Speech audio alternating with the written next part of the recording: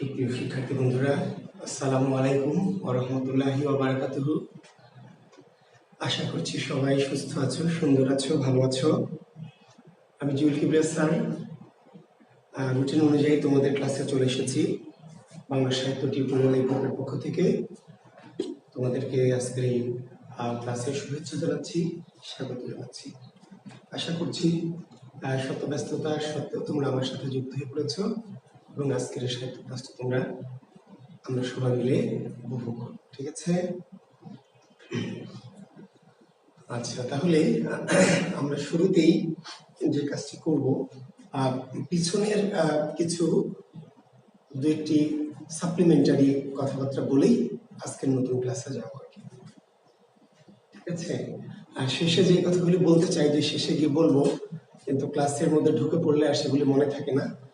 তো যে আলোচনাগুলি হয়েছে সে আলোচনাগুলির কিছু সাপ্লিমেন্টারি বা কিছু সংযুক্তি কথা বলে এখন ক্লাসটি শুরু করছি। আমরা তোমাদেরকে মনসা মঙ্গল কাব্য বলেছিলাম, আমি আলোচনা করেছি। এই মনসা মঙ্গল কাব্যের মূল চরিত্র কে? মূল চরিত্র হচ্ছে মনসা, মূল চরিত্র চাঁদ সওদাগর। কিন্তু মনসার পূজা প্রচারের জন্য মূলত যারা নিয়োজিত ছিল সেই দুজনের নাম হচ্ছে বেহুলা লক্ষিন্দর। বেহুলা লক্ষিন্দর এই দুজন কিন্তু স্বর্গে ছিল, স্বর্গে থেকে তারা মরতে এসেছে। তো প্রশ্ন কেউ কেউ করেছে আমার পার্সোনাল, আমার মেসেঞ্জারে, স্যার এদের স্বর্গের নাম কি ছিল? তো অতি গুরুত্বপূর্ণ প্রশ্ন না হলেও জানা দরকার আর কি। তো বেহুলা লক্ষিন্দর স্বর্গে বেহুলার নাম ছিল উষা আর লক্ষিন্দর নাম ছিল অনিরুদ্ধ। আমরা যাদেরকে বেহুলা লক্ষিন্দর বলছি সেই বেহুলা লক্ষিন্দর মর্তে তাদের নাম বেহুলা লক্ষিন্দর, কিন্তু স্বর্গে সেই বেহুলার নাম ছিল কি? উষা, আর লক্ষিন্দরের নাম ছিল অনিরুদ্ধ। মানে বেহুলা লক্ষিন্দর ইজিক্যাল স্বর্গের কি? উষা এবং অনিরুদ্ধ। ঠিক আছে? তাহলে আমরা মনসা মঙ্গল কাব্যের যে উষা বেহুলা লক্ষিন্দর দুটি চরিত্র পেয়েছিলাম আমরা, নায়ক নায়িকা চরিত্র, তারা আসলে স্বর্গের যে উষা এবং অনিরুদ্ধ। মর্তে তারা এসেছিল কেন? স্বর্গ থেকে তাদেরকে বিচ্যুত করে মর্তে পাঠানো হয়েছিল কি? দেবী মনসার পূজা প্রচারের উদ্দেশ্যে। আমরা চণ্ডীমঙ্গল কাব্য গতদিন শেষ করেছি। চণ্ডীমঙ্গল কাব্যের কবি মুকুন্দরাম চক্রবর্তী তার জন্ম মৃত্যু সালটা একটু বলে নেই। 1540 থেকে 1604। যদিও একটু মতান্তর আছে, মধ্যযুগের কবি সাহিত্যিকদের জন্ম মৃত্যু একদম নির্দিষ্ট নয়, কারণ তাদের কোনো বার্থ সার্টিফিকেটও নাই, তাদের কোনো, বুঝতে পারলেন, নাগরিক সনদপত্র নাই। গবেষকরা পরবর্তীতে তাদের সাহিত্যের বিভিন্ন ক্লু ধরে ধরে তাদের জন্ম মৃত্যু সালগুলি বের করার চেষ্টা করেছেন। তো আমরা মুকুন্দরাম চক্রবর্তী, যার উপাধি কবি কঙ্কন, তার জন্ম 1540 সালে সম্ভাব্য অধিকাংশ ভাষাবিদের মতে, মৃত্যু 1604 সালে। এখন প্রশ্ন হলো যে কত শতকের কবি মুকুন্দরাম? কত শতকের কবি? যদিও 1601 থেকে 1700 শতক বা সপ্তদশ শতক, কিন্তু এই ভদ্রলোকের বেশিরভাগ মূল জীবনটাই কি 16 শতকের। ফলে এনাকে বলা হয় 16 শতকের কবি।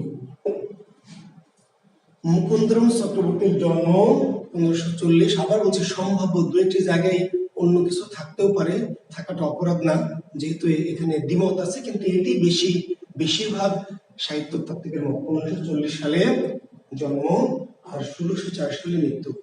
ফলে এই কবিকে 1604 সালে চলে গেলেও সপ্তদশ শতকের মাত্র 2-3 বছর তিনি বেঁচে ছিলেন, কিন্তু তার মূল জীবনকালটা কত? 16 শতক। ফলে এই কবিকে বলা হয়, তাহলে মুকুন্দরাম কত শতকের কবি? তাহলে মুকুন্দরাম চক্রবর্তী 16 শতক বা 16 শতকের কবি। ঠিক আছে? ওকে। পিতার নাম হৃদয় মিশ্র। যদিও বলছি তথ্যগুলো অতি গুরুত্বপূর্ণ না, কিন্তু তবু জানবেন হৃদয় মিশ্র। আর মাতার নাম হলো দৈবকী। তাহলে মুকুন্দরাম চক্রবর্তীর পিতার নাম কি? মুকুন্দরাম চক্রবর্তীর পিতার নাম হৃদয় মিশ্র এবং মাতার নাম দৈবকী। এই তথ্যগুলি আমি একটু অনেক তথ্য, কিছু কিছু তথ্য তো মনে করি যে একটু কম প্রয়োজনীয় বা কম গুরুত্বপূর্ণ, কারণ গোটা মধ্যযুগ থেকে কিন্তু আমাদের তিনটি প্রশ্ন থাকবে। সমস্ত মধ্যযুগ থেকে তিনটি প্রশ্ন থাকবে, প্রাচীন যুগ থেকে দুইটি, আর সমস্ত মধ্যযুগ থেকে তিনটি। কিছু কিছু প্রশ্ন আমি একটু তথ্য ছেড়ে যাই, এই জন্য ছেড়ে যাই যে অত বেশি গভীর বিষয় হয়তো লাগবে না, তারপরে যারা কৌতূহলী, যারা জানতে চাও, যারা শিখতে চাও, তাদের জন্য তথ্যগুলো আমি ইনক্লুড করে দিলাম। তাহলে মুকুন্দন চক্রবর্তী 16 শতকের কবি, তার পিতার নাম বিদয় মিশ্র, মাতার নাম দৈবকী, এবং তিনি 1540 সালে জন্মেছেন এবং 1640 সালে মৃত্যু। এই কবিকে বলে 16 শতক বা 16 শতকের কবি।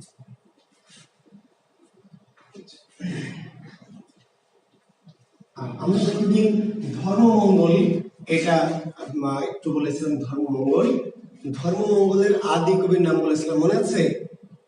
ধর্মমঙ্গলের আদি কবিকে ময়ূর ভট্ট বলেছিলেন না? ময়ূর ভট্ট যেই ধর্মমঙ্গলটা লিখেছিলেন তার নাম কিন্তু ধর্মমঙ্গল না, হাকন্দ পুরাণ।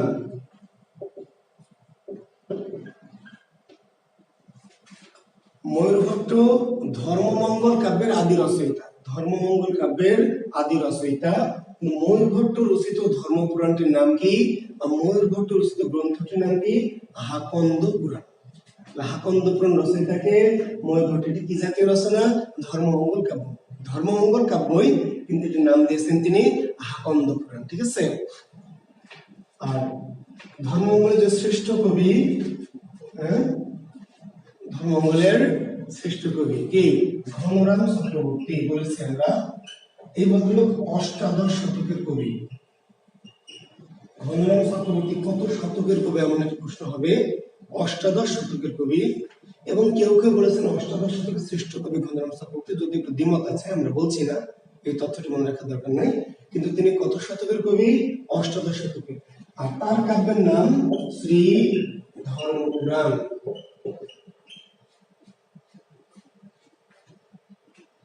ধর্মপুরাণ বা শ্রী ধর্মমঙ্গল, শ্রী ধর্মমঙ্গল। ঘনরাম চক্রবর্তী রচিত ধর্মমঙ্গলের নাম কি? শ্রী ধর্মমঙ্গল। আর ঘনরাম চক্রবর্তী কত শতকের কবি? অষ্টাদশ শতক বা 18 শতক। অষ্টাদশ শতক বা 18 শতক। ধর্মমঙ্গলের আর একজন কবি আছে, একটু বিখ্যাত কবি, তার নাম রূপরাম চক্রবর্তী, মনে রাখেন। তার রচিত কাব্যের নাম শুধু ধর্মমঙ্গল। তাহলে ধর্মমঙ্গলের আদি কবি ময়ূর ভট্ট, কিন্তু তার রচিত ধর্মমঙ্গল কাব্যের নাম হাকন্দ পুরাণ। ধর্মমঙ্গল কাব্যের শ্রেষ্ঠ কবি ঘনরাম চক্রবর্তী, অষ্টাদশ শতকের বা 18 শতকের কবি, তার রচিত কাব্যের নাম শ্রী ধর্মমঙ্গল। আরো একজন কবি ধর্মমঙ্গলে রয়েছে, তার নাম হচ্ছে রূপরাম চক্রবর্তী, রূপরাম। তার রচিত কাব্যের নাম কি? ধর্মমঙ্গল। আর ধর্মমঙ্গল কাব্যের কাহিনী দুটি শাখা, আমরা গতদিন বলেছি, লাউ সেনের কাহিনী এবং হরিশ্চন্দ্রের কাহিনী। রাজা লাউ সেনের কাহিনী এবং হরিশ্চন্দ্রের কাহিনী।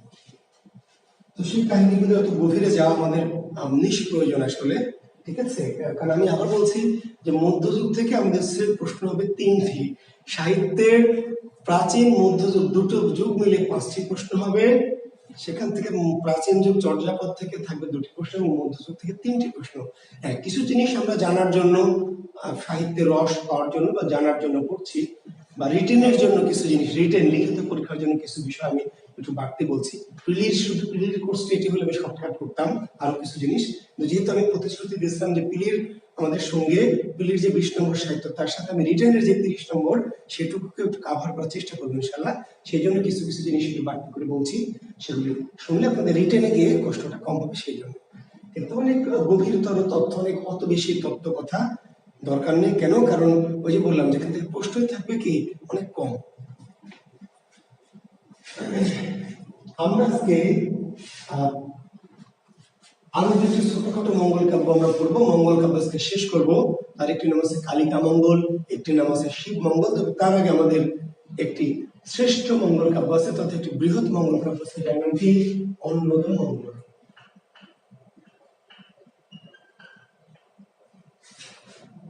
আমাদের আজকে মূল টপিক অন্নদা মঙ্গল কাব্য।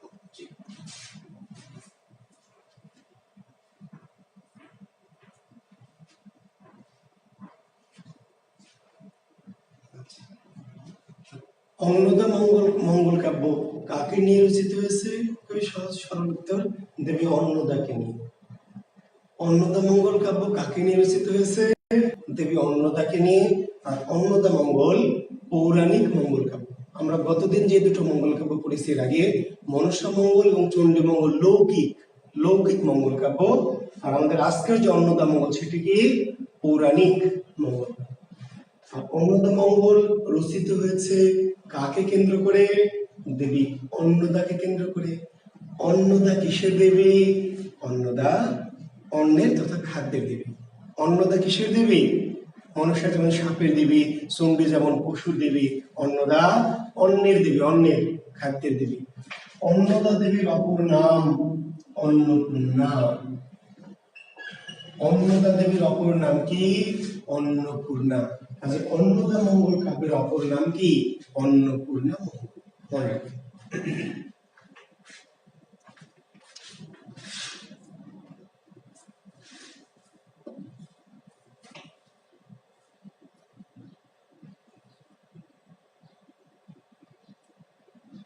আচ্ছা, আনামুল হক লিখেছেন সাউন্ডটা দেখেন প্লিজ। সাউন্ডে কি সমস্যা আছে শিক্ষার্থী বন্ধুরা?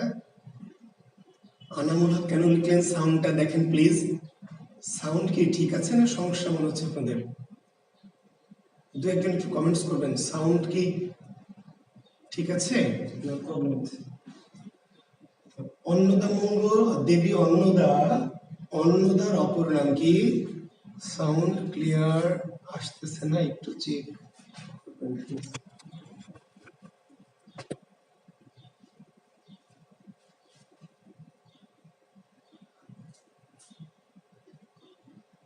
Problem sir?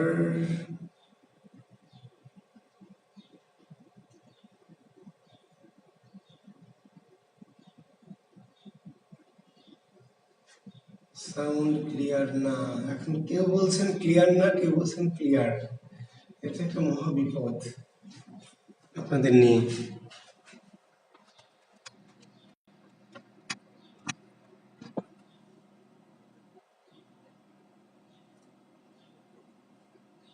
হ্যালো,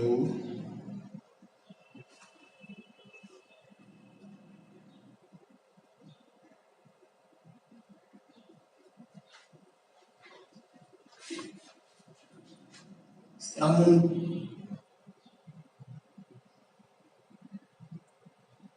একটু প্রবলেম হচ্ছে, বাট চলবে। সাউন্ড কম। আচ্ছা, যাদের কম তারা হেডফোন, আমি বলেছি মোহাম্মদ শামীম, কম হচ্ছে অন্য ভিন্ন বিষয়। কম হলে আপনি একটু ইয়ারফোন ইউজ করবেন, হেডফোন ইউজ করবেন, ঠিক আছে? সেটি তো সমস্যা না। কিন্তু যদি এমন হয় যে সাউন্ড মানে অন্যরকম ডিস্টার্ব, তাহলে সেটা ভিন্ন কথা। আর কারো কারো নিজের নেটের প্রবলেম থাকে। হ্যাঁ, কোনো কোনো এলাকায় একটু নিজের নেটের প্রবলেম থাকে, ফলে সাউন্ডটা খারাপ শোনা যায়। আচ্ছা, যারা একটু আস্তে শুনতে পারবেন, জি আস্তে শুনছেন, তারা দয়া করে একটু হেডফোন ইউজ করবেন, তাহলে ইনশাল্লাহ একটু ভালো শুনতে পারবেন, ঠিক আছে? ওকে। হ্যাঁ, নেটের সমস্যা থাকলে অনেক সময় সাউন্ডের প্রবলেম হয়। তো যাদের নেটের আর আবার বলছি, যাদের সাউন্ড আস্তে শুনতে পাচ্ছেন তারা দয়া করে একটু হেডফোন ইউজ করুন। ওকে, থ্যাংক ইউ। আর আমি যে কথাগুলো বলেছিলাম একটু সংক্ষেপে রিপিট করছি, সংক্ষেপে, যে আমাদের আজকের মূল পাঠ্য হচ্ছে অন্নদা মঙ্গল কাব্য।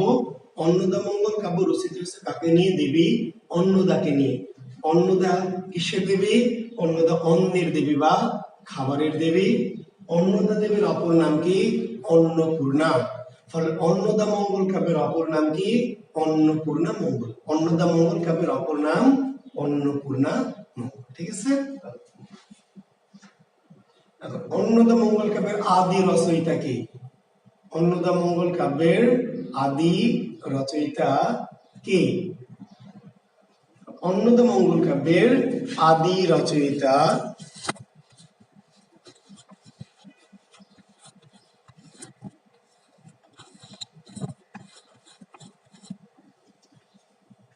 শেষ রচয়িতা, সেরা রচয়িতা, শ্রেষ্ঠ রচয়িতা সবই একজন, তার নাম ভারতচন্দ্র।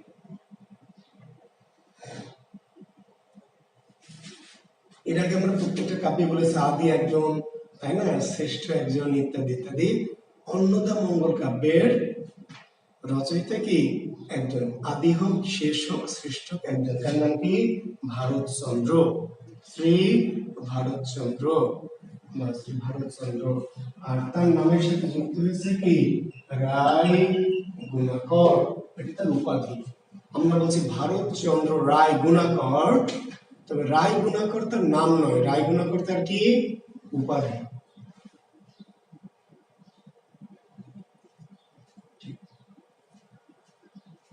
অত্যন্ত বিখ্যাত একজন মধ্যযুগের একজন কবি, যার কাছ থেকে প্রায় কোশ্চেন হয়। দেখবেন মাঝে মাঝেই ভারতচন্দ্র থেকে প্রশ্ন হয়, বিসিএস, তারপরে প্রাইমারি, নিবন্ধন, অ্যাডমিশন, অন্যান্য যত রকম ব্যাংক বিভাগ, যত রকম পরীক্ষায় দেখবেন মধ্যযুগ থেকে ভারতচন্দ্র রায়গুণাকর কিন্তু একটি গুরুত্বপূর্ণ চরিত্র। আচ্ছা, এই ভারতচন্দ্র রায়গুণাকর নিয়ে আমরা বলে অন্যতম কাব্যে যাব। ভারতচন্দ্র রায়গুণাকর মধ্যযুগের কি? মধ্যযুগের শেষ কবি। অন্নদা মঙ্গল কাব্যের শেষ কবি, মধ্যযুগের শেষ কবি। মধ্যযুগের শেষ কবির নাম কি? ভারতচন্দ্র রায়গুণাকর। অন্নদা মঙ্গল কাব্যের শেষ কবির নাম কি? ভারতচন্দ্র রায়গুণাকর। জন্ম কত সালে? 1712 সালে। 1712 সালে পশ্চিমবঙ্গের হাওড়া জেলার, হাওড়ার আছেন নাকি কেউ? অনন্যকরণ কিংবা আরো অনেকে শিক্ষার্থী আমাদের আছে পশ্চিমবঙ্গের, আরো দু একটি শিক্ষার্থী আমাদের আছে, আমি জানি না তোমাদের কারো হাওড়া বাসা আছে কিনা। হাওড়া জেলার ভুরসুট পরগনার, ভুরসুট পরগনার পেড়ো বসন্তপুর গ্রাম। ভারতচন্দ্র যেহেতু বিখ্যাত কবি, কাজে তার এই জন্ম সাল এবং জন্ম স্থানটা মনে রাখবেন। তাহলে ভারতচন্দ্র রায়গুণাকরের জন্ম 1712 সালে হাওড়া জেলার ভুরসুট পরগনার পেড়ো বসন্তপুর গ্রাম, পেড়ো বসন্তপুর গ্রাম।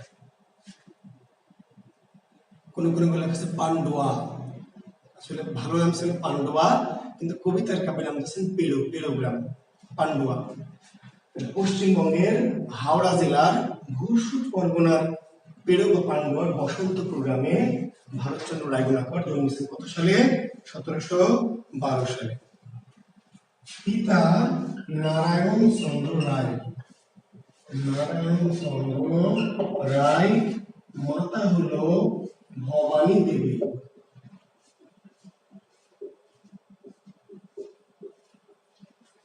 ভারতচন্দ্র রায়গুণাকরের পিতার নাম কি? নারায়ণ চন্দ্র রায়, নারায়ণ চন্দ্র রায়, এবং মাতার নাম কি? ভবানী দেবী। পিতা মাতার নাম অতি গুরুত্বপূর্ণ না, তবু একটু জানিয়ে রাখার। জি,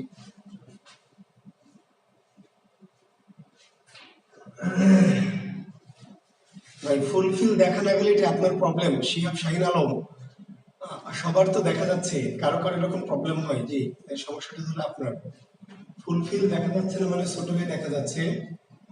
ও আচ্ছা, একটু সাইডে কেটে যাচ্ছে। আচ্ছা, আমি একটু দিক সরিয়ে দিলাম, এবার দেখুন দেখা যাবে। শাহিন আলম, হ্যাঁ ওই সাইডটা একটু কেটে যাচ্ছে। আচ্ছা ঠিক আছে, থ্যাংক ইউ। আর মৃত্যু 1760 সালে, মৃত্যু কত সালে? 1760। এই সালে ইদানিং দেখবেন অতি সাম্প্রতিক একটি পরীক্ষা এসেছে, মধ্যযুগের শেষ কবি কত সালে মৃত্যুবরণ করেন? মধ্যযুগের শেষ কবি ভারতচন্দ্র রায়গুণাকরের মৃত্যু কত সালে? 1760 সালে। জন্ম 1712 সালে, মৃত্যু 1760।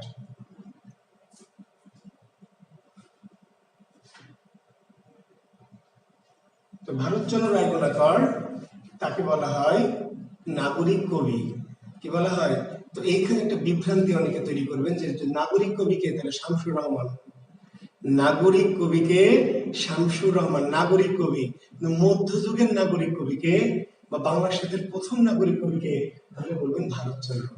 দেখবে এমনি সিম্পলি যদি নাগরিক কবি কার উপাধি, নাগরিক কবি কার উপাধি, তাহলে তার উত্তর হচ্ছে আধুনিক যুগের কবি শামসুর রহমানকে বলা হয় নাগরিক কবি। কিন্তু প্রশ্নটি ঘুরিয়ে পেঁচিয়ে যদি বলা হয় যে মধ্যযুগের নাগরিক কবি কে, বা বাংলা সাহিত্যের প্রথম নাগরিক কবিকে, সেই ভদ্রলোকের নাম হচ্ছে ভারতচন্দ্র। প্রথম নাগরিক কবি বা মধ্যযুগের নাগরিক কবি বলা হয় কাকে? ভারতচন্দ্র রায়গণাকরকে। এবং তিনি ছিলেন কি রাজসভা কবি। কার দরবারে সাহিত্য চর্চা করতেন? কে? ভারতচন্দ্র কার দরবারে কবি ছিলেন? কার দরবারে সভাকবি ছিলেন? গোপাল ভাঁড়ের রাজাকে? গোপাল ভাঁড়ের রাজা কৃষ্ণচন্দ্র। সেই যে গোপাল ভাঁড়, দেখেন আমার বাচ্চা আছে, দুটো বাচ্চা, দেখে গোপাল ভাঁড়। গোপাল ভাঁড়ের যে রাজা মহারাজ কি? কৃষ্ণচন্দ্র। দেখেছেন না?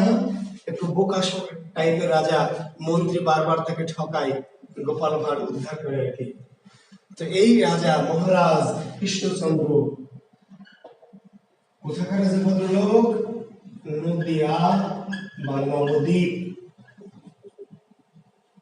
নদিয়া বা নবদ্বীপ। তার দরবারে নবরত্ন ছিল, 9টি রত্ন, 9 জন জ্ঞানীগুণী পণ্ডিত ছিলেন। তাদের একজন ছিলেন গোপাল ভাঁড়, ভাঁড় যাকে বলা হয়, এবং আরেকজন ছিলেন ভারতচন্দ্র রায়গণাকর। ঠিক আছে, নবরত্নের এক রত্ন গোপাল ভাঁড়, একজন ভারতচন্দ্র রায়গণাকর। এরকম আরো জ্যোতিষ, প্রত্যেক রাজার দরবারে এরকম করে কি জ্যোতিষ থাকতেন, একজন একজন পণ্ডিত থাকতেন, একজন এরকম ভাঁড় থাকতেন, একজন কবি থাকতেন। ভারতচন্দ্রের দরবারে, সরি কৃষ্ণচন্দ্রের দরবারে এরকম 9 জন এরকম জ্ঞানী গুণী বিখ্যাত ব্যক্তি ছিলেন, তাদেরকে বলা হয় নবরত্ন। তো তাদের একজন ছিলেন ভারতচন্দ্র। কার সভাকবি ছিলেন? মহারাজ কৃষ্ণচন্দ্রের। ভারতচন্দ্র কার সভাকবি ছিলেন? মহারাজ। কোথাকার কবি ছিলেন? কোথাকার? নদিয়া বা নবদ্বীপ। কোথাকার কবি ছিলেন? তার উত্তর দিতে হবে নদিয়া বা কি নবদ্বীপ। আর কোন রাজসভার কবি? কৃষ্ণনগর রাজসভা। কৃষ্ণচন্দ্রের রাজসভার নাম ছিল কি? কৃষ্ণনগর। তাহলে ভারতচন্দ্র কোথাকার কবি? নদিয়া বা নবদ্বীপ। আর কোন রাজসভার কবি?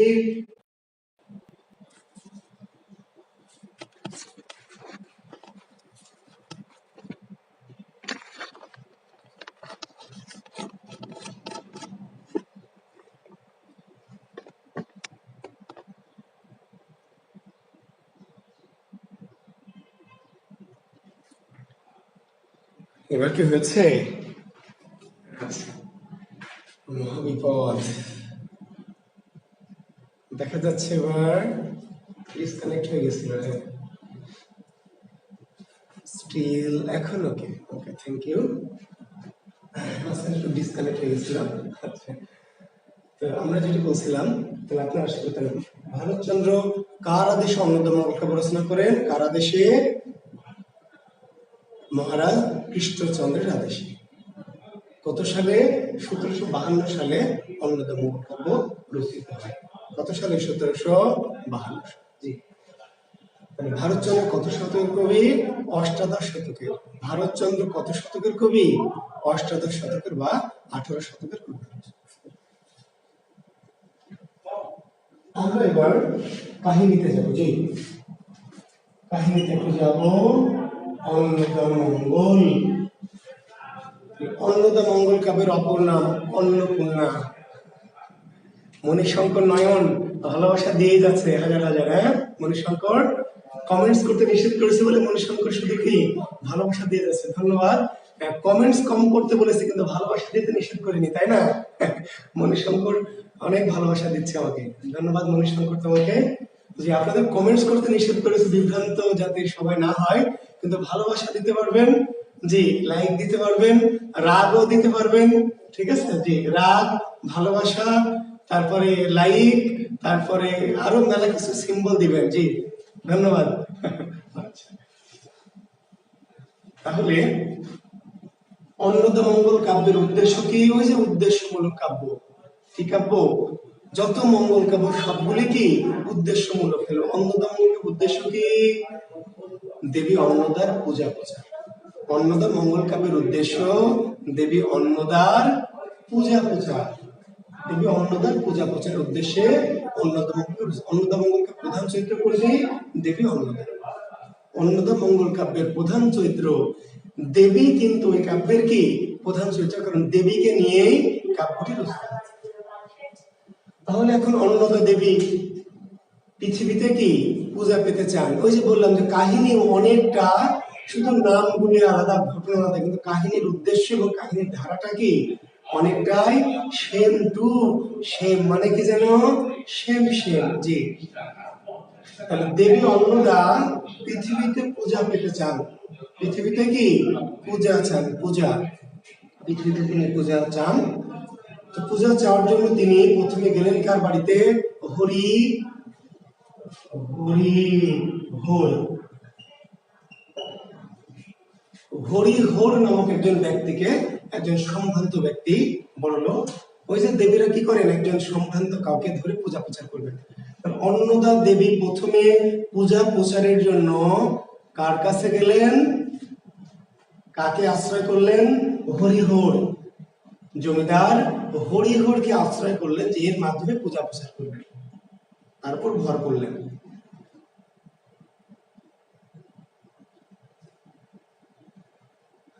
আচ্ছা, এখন এই না যে জাকির বিসিএস এর পেজ থেকে তো লাইভ না, আমাদের গ্রুপ থেকে লাইভ। জাকির বিসিএস কি দেখা যাচ্ছে?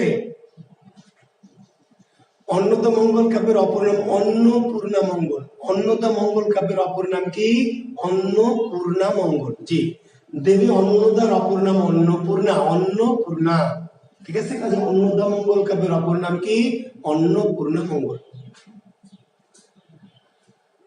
জাকির বিসিএস থেকে তো লাইভ হওয়ার কথা না, কিন্তু কেন হচ্ছে আমি জানি না, ওরা এটাকে জাকির বিসিএস আমাদের ক্লাসগুলিকে কিন্তু লাইভ করে দিচ্ছে। আচ্ছা দেখি, আজকে আমি কথা বলবো, তাহলে তো সিক্রেট থাকবে না, তাই না? আমাদের সিক্রেট গ্রুপ যদি জাকির বিসিএস থেকে লাইভ করে দেয়, তাহলে তো সব ওপেন হয়ে যাবে। আমি আজকে কথা বলবো, আজকে ক্লাসটা শেষ করি। দেবী অন্নদা প্রথমে কাকে ইয়ে করলেন, হরিহর, হরিহরের বাড়িতে আসলেন। কিন্তু হরিহরের কি মাত্র তিনটা স্ত্রী, মাত্র তিনটা স্ত্রী, পরে বিয়ে করে আবার 4 নম্বর স্ত্রী নিয়ে এলেন। তো এই 4 জন বউ, যেহেতু জমিদার বা সম্ভ্রান্ত, কাজেই বউ তো অনেক থাকবেই। আমাদের মতো গরিব মানুষ যদি হতো, তাহলে একটা বউ নিয়ে কুল পেত না, বোঝেন নাই? আগের যুগে জমিদার কি একাধিক জমিদারদের বউ থাকতো, রাজাদের অনেক বউ, বোঝা যেত যে তিনি খুব পাওয়ারফুল, ক্ষমতাধর, বীর্যবান। যত বেশি বউ থাকবে, মানুষ বুঝবে যে ওই লোকটা তত বেশি কি বীর্যবান, ক্ষমতাধর। যে কাজে হরিহরের আগে 3টা ছিল, আর একটা বউ বিয়ে করে 4টা হলো। এবারে 4টা বউ নিজেদের মাঝে এমন ঝগড়াঝাটি করে, চুলাচুলি করে, লাঠালাঠি করে, যে হরিহর ঝগড়া থামাইতে তারই জীবন যায়। দেবীর পূজা প্রচার করবে কি করে? দেবী অন্নদা বুঝবে যে না, এই হরিহর বেটার কাছে থেকে পূজা প্রচার হবে না। তখন তিনি স্থির করলেন, গাঙ্গিনী নদীর অপর পারে ভবানন্দ মজুমদার নামে আরেকজন জমিদার ছিলেন। ভবানন্দ মজুমদার, গাঙ্গিনী, গঙ্গা, এই নদীটার নাম কি? গঙ্গা নদী। গাঙ্গিনীর এই পাশে হরিহরের বাড়ি, হরিহর। তো দেবী তখন হরিহরের বাড়ি থেকে যেহেতু পূজা প্রচার করা সম্ভব না, বুঝতে পারলেন, তখন হরিহরকে ছেড়ে কি করলেন, গাঙ্গিনী নদী পার হয়ে ভবানন্দ মজুমদার নামক আরেকজন জমিদারের কাছে আশ্রয় করে, যে তার মধ্যে দিয়ে পূজা প্রচার করবে।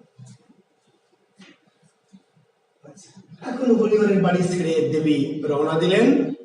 তিনি যাবেন ভবানন্দ মজুমদারের বাড়িতে, কিন্তু মাঝে নদী, গঙ্গা নদী, গাঙ্গিনী, গঙ্গা নদীকে অন্নদা মঙ্গল কাব্যে বলা আছে গাঙ্গিনী নদী। এখন গাঙ্গিনী নদী পার হবেন, দেবী ঘাটে বসে আছেন, পার হতে পারছেন না। দেবী গাঙ্গিনী নদীর পারে বসে আছেন, নৌকা নাই, খেওয়া নাই, পার হবেন কি করে? পার হতে পারছেন না।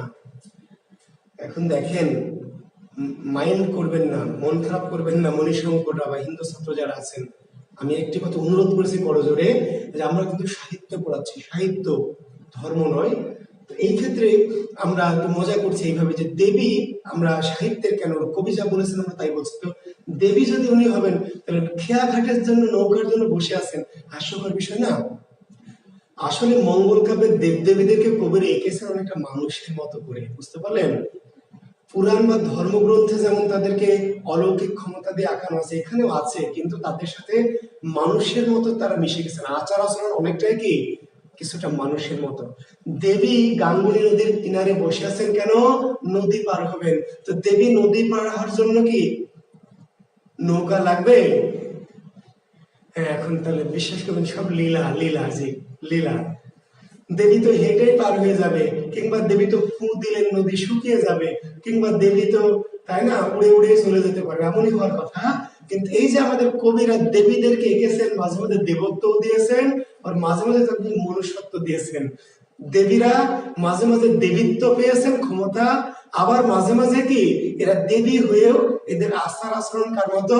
অনেকটা মানুষের মতো, মানুষের মতো, যে এদের রাগ, এদের হিংসা, এদের ক্রোধ, এদের আবেগ, অনেকটা আচরণ মানুষের মতো। যে কবিরা এঁকেছেন এদেরকে।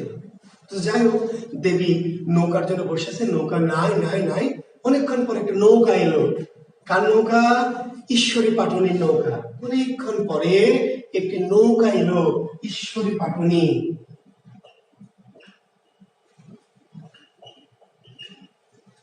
মাঝে সে নৌকার ঈশ্বরী পাটুনি।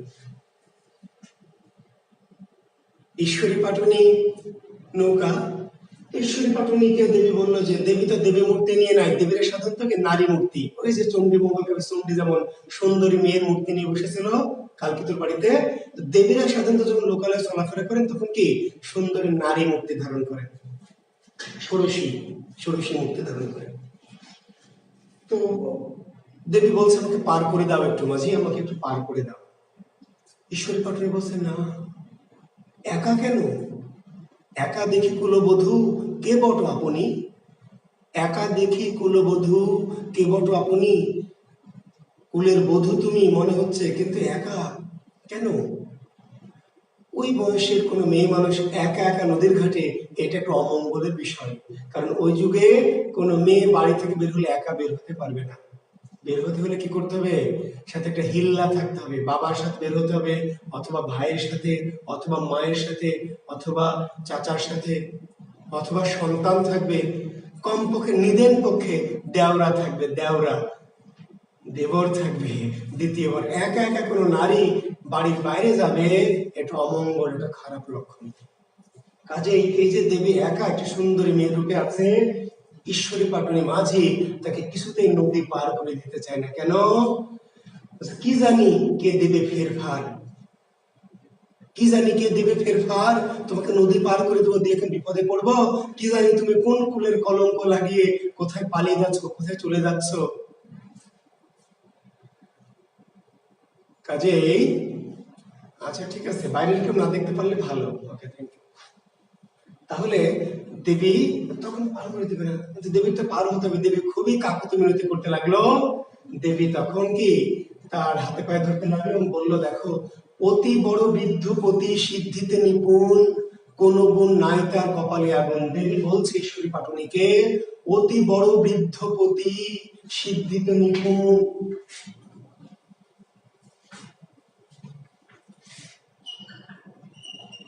অতি বড় বৃদ্ধপতি সিদ্ধিতে নিপুণ, কোন গুণ নাই তার কপালে আগুন। অতি বড় বৃদ্ধপতি সিদ্ধিতে নিপুণ, কোন গুণ নাই তার কপালে আগুন।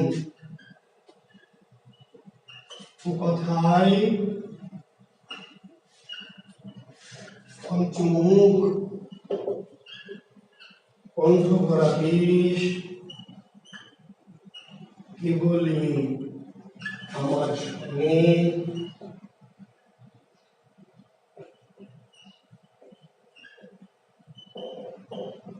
দণ্ডহর্নিশ। অতি বড় বৃদ্ধপতি দেবীকে, দেবী অন্নদা কি করছে, ওই ঘাটের মাঝিকে কনভিন্স করার জন্য বলছে, অতি বড় বৃদ্ধপতি সিদ্ধিতে নিপুণ, কোন গুণ নাই তার কপালে আগুন। কুকথায় পঞ্চমুখ, কণ্ঠ ভরা বিষ।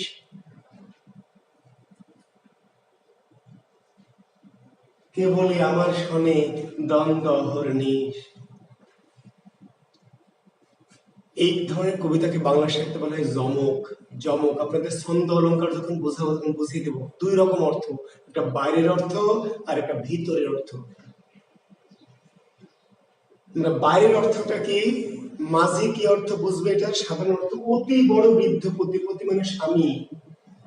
ওই যে সুন্দরী ষোড়শী মেয়েটি মাঝিকে বলছে, দেখো আমার অতি বড় বৃদ্ধপতি ঘাটের মরা, আমার বাপ্পা আমাকে কি করেছে, আগের যুগের খুব কমন ব্যাপার ছিল যে 10-12 বছরের 13-14 বছরের মেয়েকে বিয়ে দেওয়া হতো কার সাথে, ঘাটের মরা 16-17 না সরি 60-70 বছরের বৃদ্ধের সাথে, বুড়ার সাথে।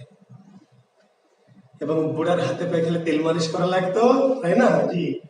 তখন ভাবেন, এখনকার মেয়েরা ভাবেন তো যে আপনাকে যদি 60 বছরের বুড়ার সাথে বিয়ে দিতে চায় তাহলে কি মজা লাগবে না? আগের যুগে ছিল স্বাভাবিক, বাবা মা যার সাথে বিয়ে ঠিক করবে তার সাথে বিয়ে করতে হবে, কোনো উস্কাস করা যাবে না, কোনো অমত করা যাবে না, বাপ মা যাকে দেবে তাকে বিয়ে। অতি বড় বৃদ্ধপতি সিদ্ধিতে নিপুণ, সারাদিন সিদ্ধি খায় গাঞ্জা খায়। এই ঘাটের মরা বুড়া স্বামী, বাপ মা আমাকে ঘাটের মরা বুড়া স্বামীর সাথে বিয়ে দিয়েছে, আর এগুলো সারাদিন কি সিদ্ধিতে নিপুণ, দারুণ সিদ্ধিতে নিপুণ মানে দারুণ করে সিদ্ধি খায়, সারাদিন গাঞ্জা খায়, বুঝলেন? এই যে সারাদিনে বুড়া খক খক করে কাশার খালি গাঞ্জা খায়, সিদ্ধি মানে গাঞ্জা, গাঞ্জাতে নিপুণ। কোনো গুণ নাই তার, তার আর কোনো গুণ নাই, কোনো গুণ নাই, কিচ্ছু করে না, তার কপালে আগুন, তার কপালে ঝাঁটামারি, তার কপালে ছাই, গালা দিচ্ছে দেবী। কুকথায় পঞ্চমুখ, কণ্ঠ ভরা বিষ, কুকথায় পঞ্চমুখ, খালি আজে বাজে কথা বলে, খালি অশ্লীল গালি দেয় আমাকে, সারাদিন আজে বাজে কথা বলে গালি দেয়, আর কণ্ঠ করে বিষ, কথা শুনলে একেবারে জীবন জ্বলে যায়। কেবলই আমার সাথে দ্বন্দ্ব, আমার সাথে সারাদিন কি করে, ঝগড়া করে, মারামারি করে, কায়জা করে। এই বুড়া কোনো কাজ কাম করে না, সারাদিন গাঞ্জা খায়, আর আমাকে অশ্লীল অসভ্য ভাষায় গালি দেয়, মারধর করে, আমার জীবনকে অতিষ্ঠ করে দিয়েছে। আচ্ছা, এর গভীরতর মিনিংটা একটু বলি। গভীরতা এটি শিব সম্পর্কে, দেবী অন্নদার স্বামীকে শিব, ভোলানাথ শিব। অতি বড় বৃদ্ধপতি, অতি বড়, বড় মানে বিশাল মহান, বড় মানে কি, বড় বৃদ্ধ মানে বয়োজ্যেষ্ঠ, বড় মাপের উঁচু মাপের মানুষ, পতি স্বামী, সিদ্ধিতে নিপুণ, সিদ্ধি মানে সাধনা, সিদ্ধি সাধারণত হলো গাঞ্জা, আর সিদ্ধি মানে সাধনা, সাধনায় নিপুণ। একটা হলো বাইরের স্বাভাবিক অর্থ, আর একটা হলো ভিতরের গভীরতর মিনিং। অতি বয়স্ক, বয়োজ্যেষ্ঠ, জ্ঞানবান, বড় মাপের মানুষ, পতি স্বামী, বড় মাপের, মানে দেবী স্বামীর সম্পর্কে মিথ্যা কথা বলছে না, সত্য কথাই বলছে, কিন্তু একটা মাঝি বুঝবে একরকম, আর ভিতরের অর্থটা কি আরেক রকম। জি, কোন গুণ নাই তার, তার কোনো গুণ নাই, কোনো গুণ তো থাকার দরকার নাই, তিনি তো গুণ দেন সবাইকে, তার তার কাজ করার দরকার কি, তার কপালে আগুন আছে না, চোখ আছে না একটা এখানে, জি, তার কোনো গুণ নাই, গুণের দরকার নেই, তিনি পৃথিবীতে পৃথিবীর সবাইকে গুণ দেন, তার কোনো গুণের দরকার নেই, তার কপালে আগুন, তার কপালে এই যে মাঝে কি ত্রিনয়ন বলা হয় না, ত্রিনয়ন, এই যে মাঝে একটা নয়ন, এটা দিয়ে তিনি কি করেন, আগুন দেন, জগৎকে ভস্মীভূত করেন, জগৎকে আলোকিত করেন, আলোকিত করেন, কারো মঙ্গলও করেন, আবার কাউকে ভস্মীভূত করেন রেগে গেলে। কুকথায় পঞ্চমুখ, কণ্ঠ ভরা বিষ, কুকথায় পঞ্চমুখ। যদি কারো রেগে যায়, খেপে যায়, তাহলে তাকে কি অভিশাপ দেয় জানেন, যে একটু পাগলা, পাগল টাইপের, মহাদেব শিব একটু ভোলা টাইপের, রেগে গেলে খেপে গেলে কি সহজে অভিশাপ দিয়ে দেয় কাউকে। কণ্ঠ ভরা বিষ, শিবের কি কণ্ঠে বিষ জানেন তো? এত বড় কাহিনী বলতে গেলে তো বিপদ। সে পৃথিবীতে 1 ফোঁটা, স্বর্গের 1 ফোঁটা বিষ পড়েছিল, স্বর্গ থেকে 1 ফোঁটা বিষ সমুদ্রে পড়েছিল। এটা পৃথিবীর বিষ না, কিন্তু স্বর্গের বিষ। তো স্বর্গের বিষ যদি পৃথিবীতে পড়ে তাহলে গোটা পৃথিবী ধ্বংস হয়ে যাবে। শিব হচ্ছে কে, সৃষ্টির দেবতা, সৃষ্টি পালনের দেবতা, রক্ষাকর্তা। শিব তখন সমুদ্রের মধ্যে নেমে সমুদ্র মন্থন করে, গোটা সমুদ্রকে মন্থন করে খুঁজে খুঁজে সে 1 ফোঁটা বিষ শুষে নিয়েছিলেন। কিন্তু যদি খেয়ে নেয় তো মরে যাবে শিব, কারণ এটা পৃথিবীর বিষ, স্বর্গের বিষ, শিবও মরে যেতে পারে। এই জন্য শিব কি করলো, বিষটা মুখের মধ্যে নিয়ে খেলেও না, গলার মধ্যে রেখে দিল। আর এই বিষের একসঙ্গে শিবের কণ্ঠটা নীল হয়ে গেল, শিবকে বলা হয় নীলকণ্ঠ। সমুদ্র মন্থন করে বিষটা শিব পৃথিবীতে থাকলে পৃথিবী ধ্বংস হবে, আর খেয়ে নিলে শিবের ক্ষতি হতো। শিব কি করলো? কণ্ঠের মধ্যে রেখে দিল, কণ্ঠ নীল। দেখবেন শিবের কণ্ঠে সবসময় সাপ পেঁচায় জড়ে থাকে না, সাপ জড়ে এরকম করে থাকে না, দেখেন কেন থাকে? ওই বিষের লোভে সাপ এই জড়িয়ে থাকে। কেন? অভিশ্রবণ পদ্ধতিতে, অভিশ্রবণ বোঝেন সাইন্সের সাথে, অভিশ্রবণ পদ্ধতিতে শিবের কণ্ঠ থেকে কি ওই বিষ সাপের দেহে প্রবেশ করে, সেই সাপগুলি বিষধর হয়। যেই সাপ শিবের গলায় পেঁচানোর সুযোগ পায় সেই সাপগুলি বিষধর। সব সাপ তো বিষধর না। কেন? গোখরা, গোখরা, কিং কোবরা বিষধর। ওই সাপগুলি কি করে? ওই যে বিষ, কোবরার বিষ, সাধারণ বিষটা, পৃথিবীর বিষটা কোথাকার বিষ? ওই স্বর্গের সমুদ্র মন্থনের বিষ। এক একটা সাপ শিবের গলা জড়িয়ে পেঁচিয়ে অভিশ্রবণ পদ্ধতিতে বিষ নিয়ে আবার কি করে চলে যায়, আবার আরেকটা সাপ আসে। প্রতিনিয়তই নতুন নতুন সাপ শিবের গলায় কি বিষ নেয়। যাই হোক, কণ্ঠভরা বিষ, শিবের কণ্ঠভরা বিষ। কেবলই আমার শোনে দ্বন্দ্ব হর্নিশ। আর এই অন্যতার সাথে দেবীর সাথে ঝগড়া করে শিব। শিবের তো বেশি ভোলা ভালা, আর একটু সিদ্ধিও খায়, ঠিকই আছে। আর একটু মেয়েকে দেখলে একটু আত্মভোলা টাইপের, মানে একটু জুয়েল কিবরিয়ার মতো। শিব কিন্তু অনেকটাই কি একটু আত্মভোলা, সুন্দরী মেয়ে দেখলে কি করে একটু ভোলা হয়ে যায়, মানে ওর দিকে একটু আকৃষ্ট হয়। আপনারা জানেন মনসাকে বলা হয় শিবের মানস কন্যা, মনসাকে বলা হয় শিবের কি মানস কন্যা। শিব সুন্দরী মেয়েদেরকে দেখে মনে মনে যে কাম ভাবে উদ্দীপ্ত হন, তখন অনেক কন্যার জন্ম হয়। এরকম একজন কন্যা হচ্ছে মনসা। শিবের মন থেকে জন্ম, মানস জাত বলে তার নাম মনসা। শিবের মানস জাত বিধায় সেই মেয়েটির নাম কি মনসা। মনসা কি?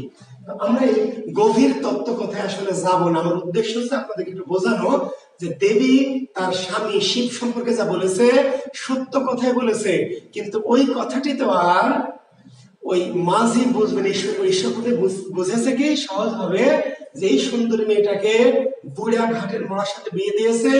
সুন্দরী মেয়েটাকে সারাদিন মারধর করে, গাঞ্জা খাইয়ে বুড়া দিয়ে নেশাগ্রস্ত হয়ে মারধর করে, গালিগালাজ করে। এই মেয়েটি মনের দুঃখে বাড়ি ছেড়ে কি করছে? চলে যাচ্ছে। এই কথা শুনে ঈশ্বরের পাঠানের মনে দয়া হয়েছে। দেবী তো সেটাই চাই, দয়া হয়েছে, কারণ ঈশ্বরের পাঠান তো নারী। পরে আমাকে প্রশ্ন করে না, ঈশ্বরের নারী ছাড়া অন্য বই দেওয়া আছে, পুরুষ অমুক বই দেওয়া আছে, উভয় লিঙ্গ অমুক বই আছে, হিজরা, এগুলো বলে ভাই আমাকে বিভ্রান্ত করেন না। ঈশ্বরের পাঠান একটি নারী চরিত্র। কোন বই কি আছে এটা দেখে আমার কোনো কাম নাই। ঈশ্বরী না হলে নাম হতো তার ঈশ্বর। ঈশ্বর চন্দ্রগুপ্ত, ঈশ্বর চন্দ্র বিদ্যাসাগর, বুঝতে পারলেন? পুরুষ। আর এর নাম কি ঈশ্বরী, দীর্ঘইকার যুক্ত হয়ে ঈশ্বরী নারী। আর নারী কেন, তার আরেকটি বড় প্রমাণ আমি একটু করে দিব। আপাতত জেনে রাখো, ঈশ্বরী পাত্র যে মাঝি, সে মাঝি একটি মেয়ে মানুষ, নারী। এখন কেউ কেউ অনেকে বলে স্যার মেয়ে আবার কেমনে, মেয়ে মানুষ আবার কেমনে ঘাটের মাঝিগিরি করে?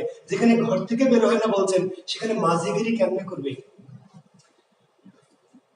আমরা যে বললাম যে রাধা ঘাড়ে করে দুধ দই বিক্রি করতে হাটে যায়, তখন তো কেউ অবিশ্বাস করেননি, করেছেন? বাজারে কিছু অগামকা জগা বই আছে, বইগুলি যারা অস্থির হয়ে যায়, ছাত্ররা এমনই কনফিউশন, ছবি তুলে তুলে দেয়, স্যার এই যে দেখেন, আপনি আমার কথা বিশ্বাস করেন না, দেখেন এই যে বই। ভাই ওইসব বই দেখে আমার কোনো কাম নাই। ওইসব অগামকা জগা বই আমি দেখি না। আমি দেখি দামি দামি বই, বাংলা সাহিত্যের ইতিহাস, doctor Enamul Haque, doctor Suniti Kumar, doctor Shahidullah, doctor Humayun Azad, বোঝেন নাই? আর আপনি পড়বেন মগা বই, পড়েন না। মগা বই পড়ে আবার ছবি তুলে দেন, স্যার আপনি বললেন ওই, আর এই যে আমার বই এই, আমি এখন কি করব? তোর যা খুশি তুই তাই কর। হ্যাঁ, এটা আমার কিছু যায় আসে না। ঈশ্বরী পাটনি নারী। কেন নারী? আচ্ছা, ওই যে কেন ওই মগারা বলছে কেন নারীরা, যে নারী হয়ে কেমন করে নৌকা চালাবে? নারী, আগের যুগের নারীরা পারিবারিক যে পেশা, পারিবারিক বংশের যে পেশা, সেটা গ্রহণ করতো, বুঝতে পারলেন? এই জন্য তো রাধা, রাধা যে দুধ দই বিক্রি করতো, এটা বিশ্বাস করেন না? কোনো দ্বিমত আছে? কেন বিক্রি করতো? তার যে সাংসারিক পারিবারিক পেশা ছিল দুধ দই ঘোল বিক্রি করা।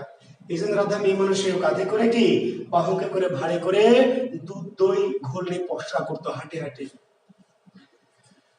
কাজে মেয়েরা তাদের পারিবারিক যে পেশা, কৃষকের বউ কৃষিকাজ করতো, মাঝির বউ মাঝিগিরি করতো, বুঝতে পারলেন? ওই গোয়ালার বউ গোয়ালাগিরি করতে, পারিবারিক পেশাতে কোনো অপরাধ ছিল না। কাজে মেয়েরা যে কাজ করতো না এটি ভুয়া কথা, মেয়েরা কাজ করতো। আচ্ছা, আর আরো বড় প্রমাণ আরেকটু পরে দিচ্ছি, টের পাবেন যে আসলেই নারী। তখন যাই হোক ঈশ্বরী পাটনের মনে দয়া হলো, ঈশ্বরী পাটনের মনে দয়া হয়ে ঈশ্বরী পাটনি মেয়েটাকে বলে, ঠিক আছে মা, বুঝিল যেখানে কুলীন জাতি সেখানে কোন্দল, তোমাদের বড় লোকের ঘরে এরকম হয় তো কি আর করবা, এই বুড়িয়ার কাছে থাকতে চাও না, বুড়িয়া তোমার জীবনটা অতিষ্ঠ করতেছে। মেয়েটার মনে দয়া হলো, ঈশ্বরী পাটনি বলছে তোমার বোঝে যে কি কষ্ট, স্বামী যদি বুড়া হয়, গাঞ্জা খায় আর মারধর করে গালি দেয়, তাহলে এই মেয়েটার জীবনে কি কষ্ট, নারী বলেই তোকে উপলব্ধি করতে পেরেছে। মায়া হয়েছে ঈশ্বরী পাটনের। তখন থেকে আচ্ছা মা উঠো। এবার দেবী ঈশ্বরী পাটনি নৌকায় উঠলো, গাঙ্গেয় নদীতে নৌকায় উঠে, দেবী নৌকার উপর উঠে, নৌকার যে একটু পরে ঈশ্বর পাটনি ঈশ্বর পাটনি খেয়াল করছে যে মেয়েটি যখন নৌকায় উঠলো, নদীতে জায়গা দেখে পদ্ম ফুল ফুটে উঠছে। এবং শুধু তাই না, এই মেয়েটা নদীতে উঠে, নৌকায় উঠে পা নামিয়ে দিয়েছে কোথায়, নৌকার কিনারে বসে পাটা পানিতে নামিয়ে দিয়েছে।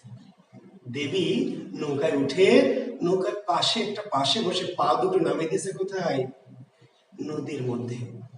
মেয়েদের যেমন স্বভাব, মেয়েরই স্বভাব, নৌকায় উঠলে মাঝে বসতেছে না, একটু সাইডে বসবে, বসে কি করবে, বসে একটু পানিতে পা দিয়ে একটু ছলাৎ ছলাৎ করবে, তাই না? মজা পায় মেয়েরা খুবই। নদীতে যাবে, নৌকায় উঠবে, আর পা দুটা ভিজে একটু ছলাৎ ছলাৎ করবে না, এটা কি হয়, তাই না বলেন? তো দেবীও তো মেয়ে, তো সে কি করেছে, ওই নৌকার পা সাইডে বসে পা দুটো পানিতে নামিয়ে দিয়ে দৌড়াচ্ছে। ঈশ্বরী পাটনি দেখে যে দেবী যখন নৌকার নদীতে পা দিয়েছে, নদীর জায়গায় জায়গায় পদ্ম ফুল ফুটে উঠছে, পদ্ম পঙ্কজ। দেবী নদীতে পা দেওয়ার সাথে সাথে এই গাঙ্গেয় নদীর জায়গায় জায়গায় কি পদ্ম ফুল ফুটে উঠছে।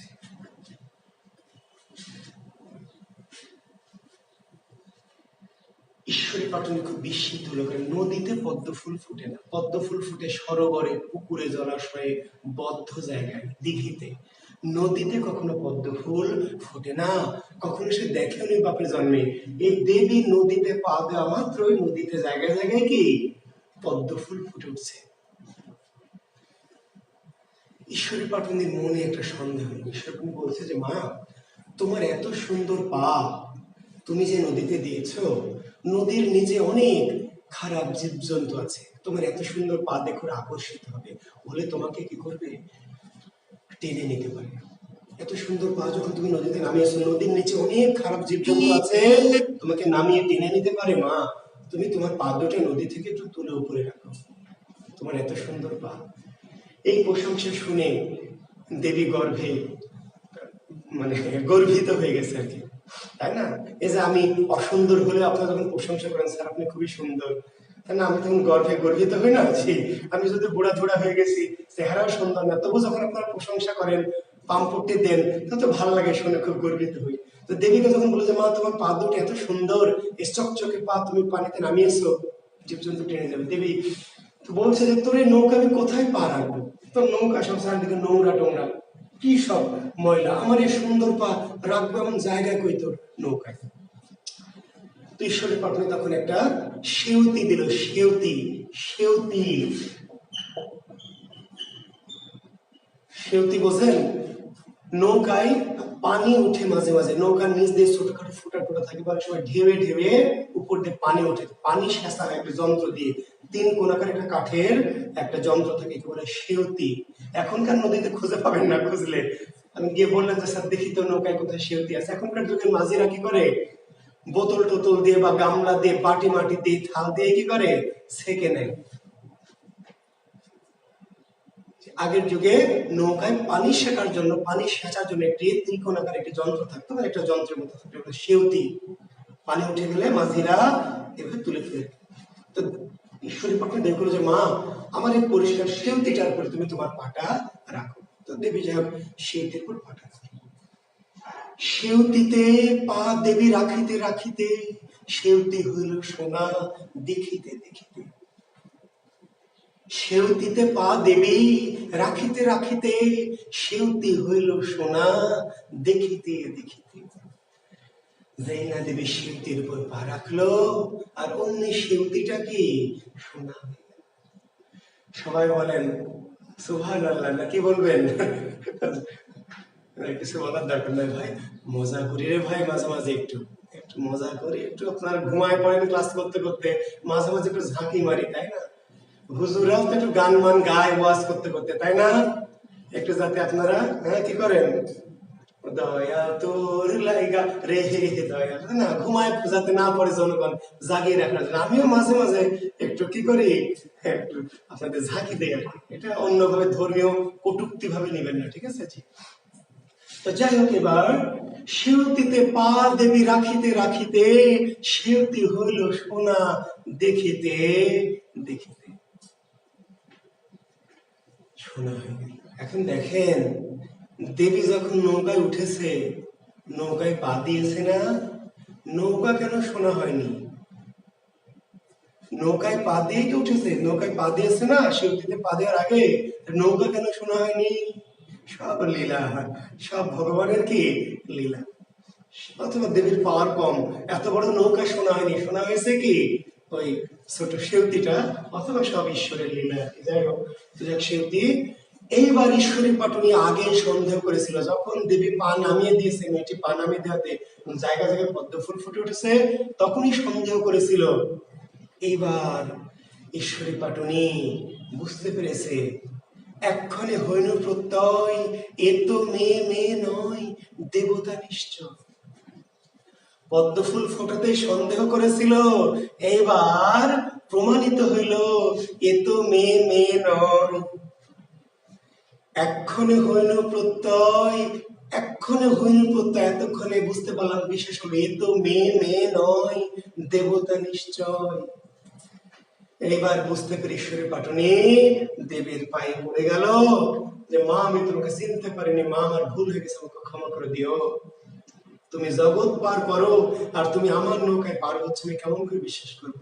যেই মা তুমি জগতের সবাইকে কি পার করো, জগৎ তারিণী, জগৎ পারি, তুমি জগতের সবাইকে পার করো, আর সেই তুমি আমার নৌকায় উঠে পার পাবে, এটা আমি কেমন করে বিশ্বাস? এবার দেবী সমূর্তি ধারণ করলে, দেবীদের যখন কেউ চিনে ফেলে, তখন দেবীরা কি করেন? সমূর্তি ধারণ করেন। তো সমূর্তি ধারণ করলে না, নো কমেন্টস, নো কমেন্টস। জি।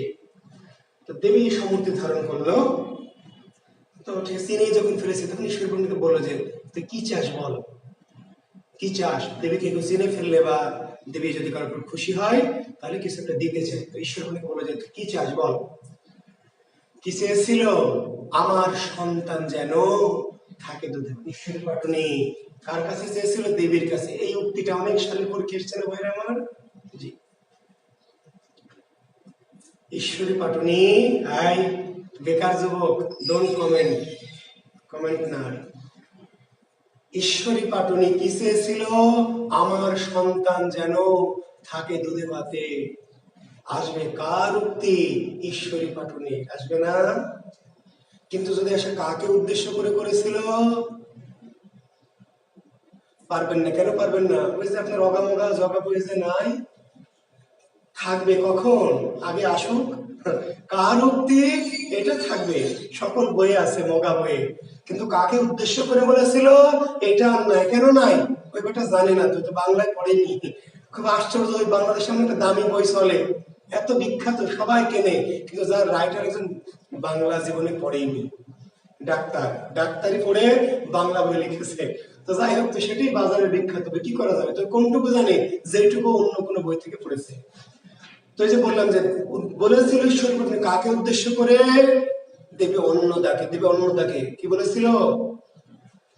প্রণমিয়া পাটুনি কহিছে জোর হাতে, প্রণমিয়া পাটুনি, প্রণমিয়া, প্রণমিয়া পাটুনি কহিছে জোর হাতে, আমার সন্তান যেন থাকে দুধে ভাতে। প্রণমিয়া পাটুনি কহিছে জোর হাতে, আমার সন্তান যেন থাকে দুধে ভাতে। কার উক্তি? ঈশ্বরী পাটুনি। রচয়িতাকে? ভারতচন্দ্র। রচয়িতাকে? কোন কাব্যের উক্তি? অন্নদামঙ্গল কাব্যের। কাকে উদ্দেশ্য করে ঈশ্বরী পাটুনি কথাটি বলেছিল? দেবী অন্নদাকে। আর এই যে দেবী, যে এই যে ঈশ্বরী পাটুনি যে মেয়ে, নারী, তার সবচেয়ে বড় প্রমাণ এই ডায়লগটা। ভালো করে শোনেন, ঈশ্বরী পাটুনি একজন দেব নারী, ঘাটের মাঝে সবচেয়ে বড় প্রমাণ এই ডায়লগটি, আমার সন্তান যেন থাকে দুধের ভাতে। এইটা যদি বেটা ছেলে হইতো, পুরুষ মানুষ হইতো, তাহলে কি চাইতো জানেন? আমার সন্তান যেন থাকে দুধে ভাতে, এটা চাইতো না। ওই মাঝে যদি জুয়েল কিবরিয়া হতো, কি চাইতো বলেন তো? কি চাইতো? আলিয়া ভাটকে চাইতো, বুঝতে পারলেন? নাহলে দীপিকা পাড়ুকোন চাইতো, নাহলে ক্যাটরিনা কাইফ চাইতো। বেটা ছেলে হলে নিজের জন্য চাইতো। ঈশ্বরী পাটুনি মা, মা মায়ের চাওয়া নিজের জন্য না, কার জন্য? সন্তানের জন্য। আমার সন্তানের, দেখেন নিজের জন্য চাইতে পারতো, সোনাদানা চাইতে পারতো, রাজরানী হতে চাইতে পারতো, রাজা হতে চাইতে পারতো, সাত ধরা সোনার মহল চাইতে পারতো, চেয়েছে। একটা মানবিক বউ চাইতে পারতো, মেলা কিছু চাইতে পারতো, কিন্তু চেয়েছে কি? চেয়েছে আমার সন্তান যেন থাকে দুধে ভাতে। একজন মা ছাড়া এই কথা আর কারো মুখ দিয়ে প্রথমে বের হবে না।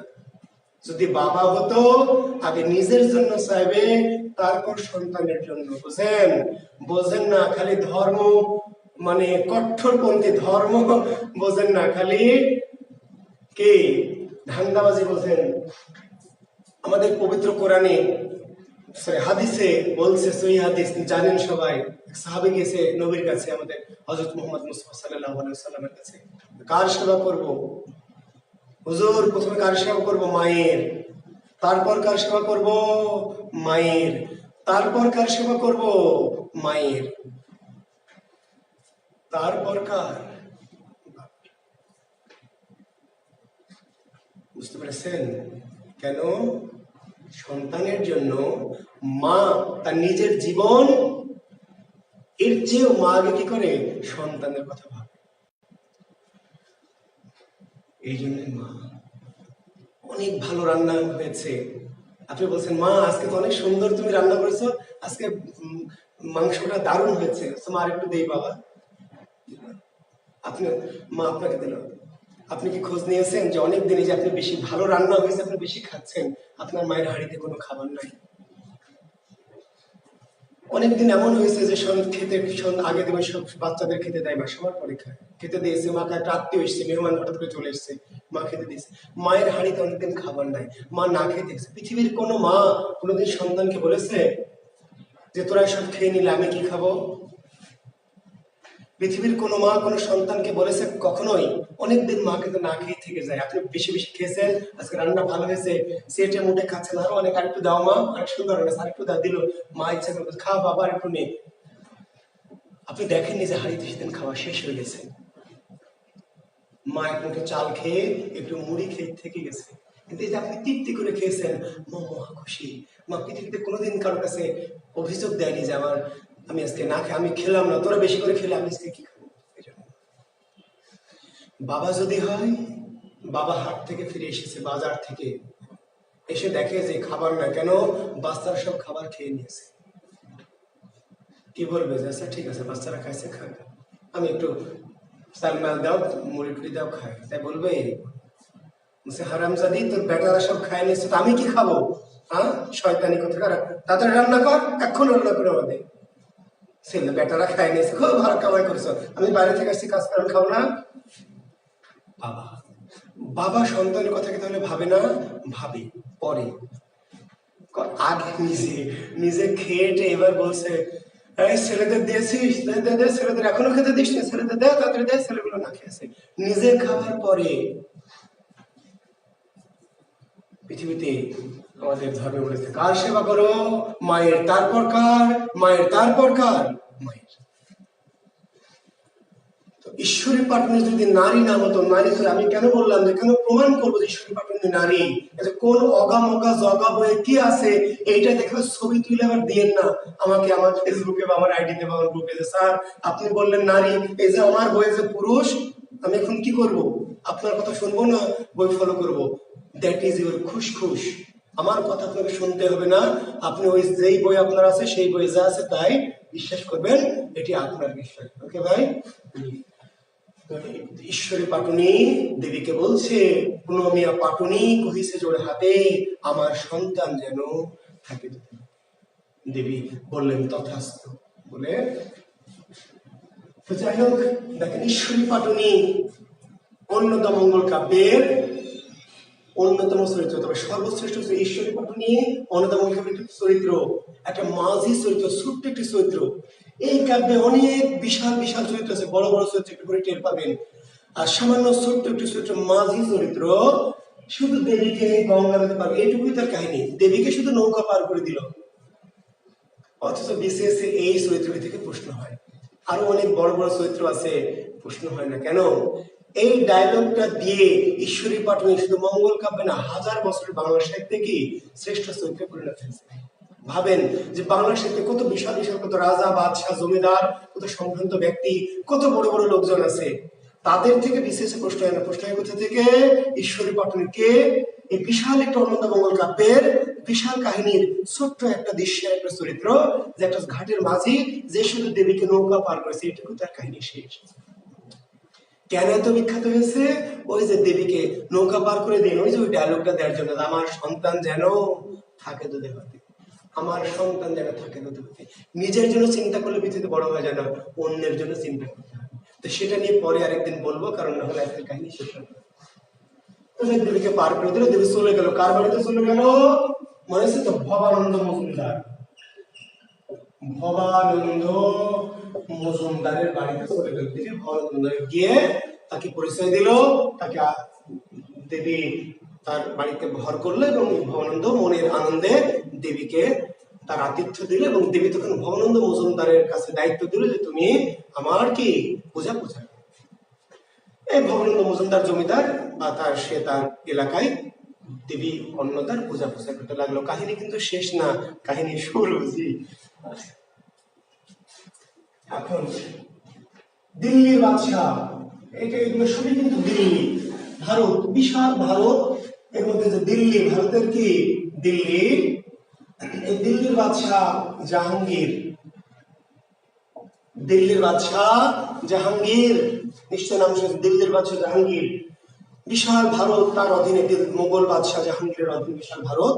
কিন্তু ভারত এত বিশাল যে ভারতের প্রত্যন্ত এলাকায় অনেক ছোট ছোট রাজ্য আছে, যেখানে রাজারা কি করে মাঝে মাঝে স্বাধীনতা ঘোষণা করে। ভাবেন কোথায় দিল্লি, আর ভাবেন যে আমাদের রাজশাহী, কিংবা আমি আরো দেখে যাই রংপুর বা নীলফামারী, সেটাও কি ওই দিল্লির বাদশার অধীনে। তাহলে দিল্লি কোথায়, আর আমাদের নীলফামারী বা পঞ্চগড় সেটিও দিল্লির বাদশার অধীনে। তোদের পঞ্চগড় বা রংপুর বা নীলফামারীর একজন রাজা অনেক সময় কি করে, তারা স্বাধীনতা ঘোষণা করে দেয়। কেন স্বাধীনতা ঘোষণা দেয়? দিল্লির বাদশা বসাতে মানবে না, বাদশাকে খাজনা দিতে হবে, ট্যাক্স দিতে হবে, দিবে না। এখন দিল্লির বাদশা অত দূর থেকে, দিল্লি সুদূর দিল্লি থেকে সৈন্য পাঠিয়ে ওই পঞ্চগড় কিংবা ঠাকুরগাঁও নীলফামারী রাজাকে পরাজিত করবে, এত টাইম কই দিল্লির বাদশার? এত টাইম নাই। কারণ সৈন্যরা ওই যে ওখান থেকে দিল্লি থেকে পঞ্চগড়ে আসতে 6 মাস 1 বছর, কারণ আগে তো উড়োজাহাজ ছিল না, আমেরিকান বাহিনীর মতো জাহাজে করে হেঁটে আসতো, হেঁটে হেঁটে, হাতিতে বা ঘোড়াতে বা পদাতিক, সবার তো আর হাতি ঘোড়া নাই, কিছু হাতিতে কিছু ঘোড়ায়, আর ম্যাক্সিমাম পদাতিক মানে হেঁটে আসতে 6 মাস 1 বছর লেগে যেত। এই আস্তে আস্তে সৈন্যরা অসুস্থ হয়ে না খেয়ে মরে টরে ভূত, যার ফলে অনেকে যে 12 ভূঁইয়া, বাংলার 12 স্বাধীন, কেন স্বাধীন মানতো না দিল্লির বাদশাকে। কেন? দিল্লির বাদশাহ চাইলেও সবাইকে কন্ট্রোল করতে পারতো না, অত দূর থেকে কেমনে কন্ট্রোল করবে, কাজে স্বাধীনতা ঘোষণা করে বসে থাকতো। তবু বাদশাহ কাউকে কাউকে দৃষ্টান্ত স্বরূপ শাস্তি দিত, 2-1 জনকে, 1-1 জনকে দিত। কেন দিত? যাতে 2-1 জনকে দিলে যেন অন্যরা একটু ভয় পায়। তো যশোরে যে রাজা প্রতাপাদিত্য, যশোরের রাজার নাম ছিল কি? প্রতাপাদিত্য। যশোরের রাজা প্রতাপাদিত্য। এই যশোরের রাজা প্রতাপাদিত্য, 12 ভূঁইয়াদের এক ভূঁইয়া, 12 ভূঁইয়াদের এক ভূঁইয়া যে স্বাধীনতা ঘোষণা করলো।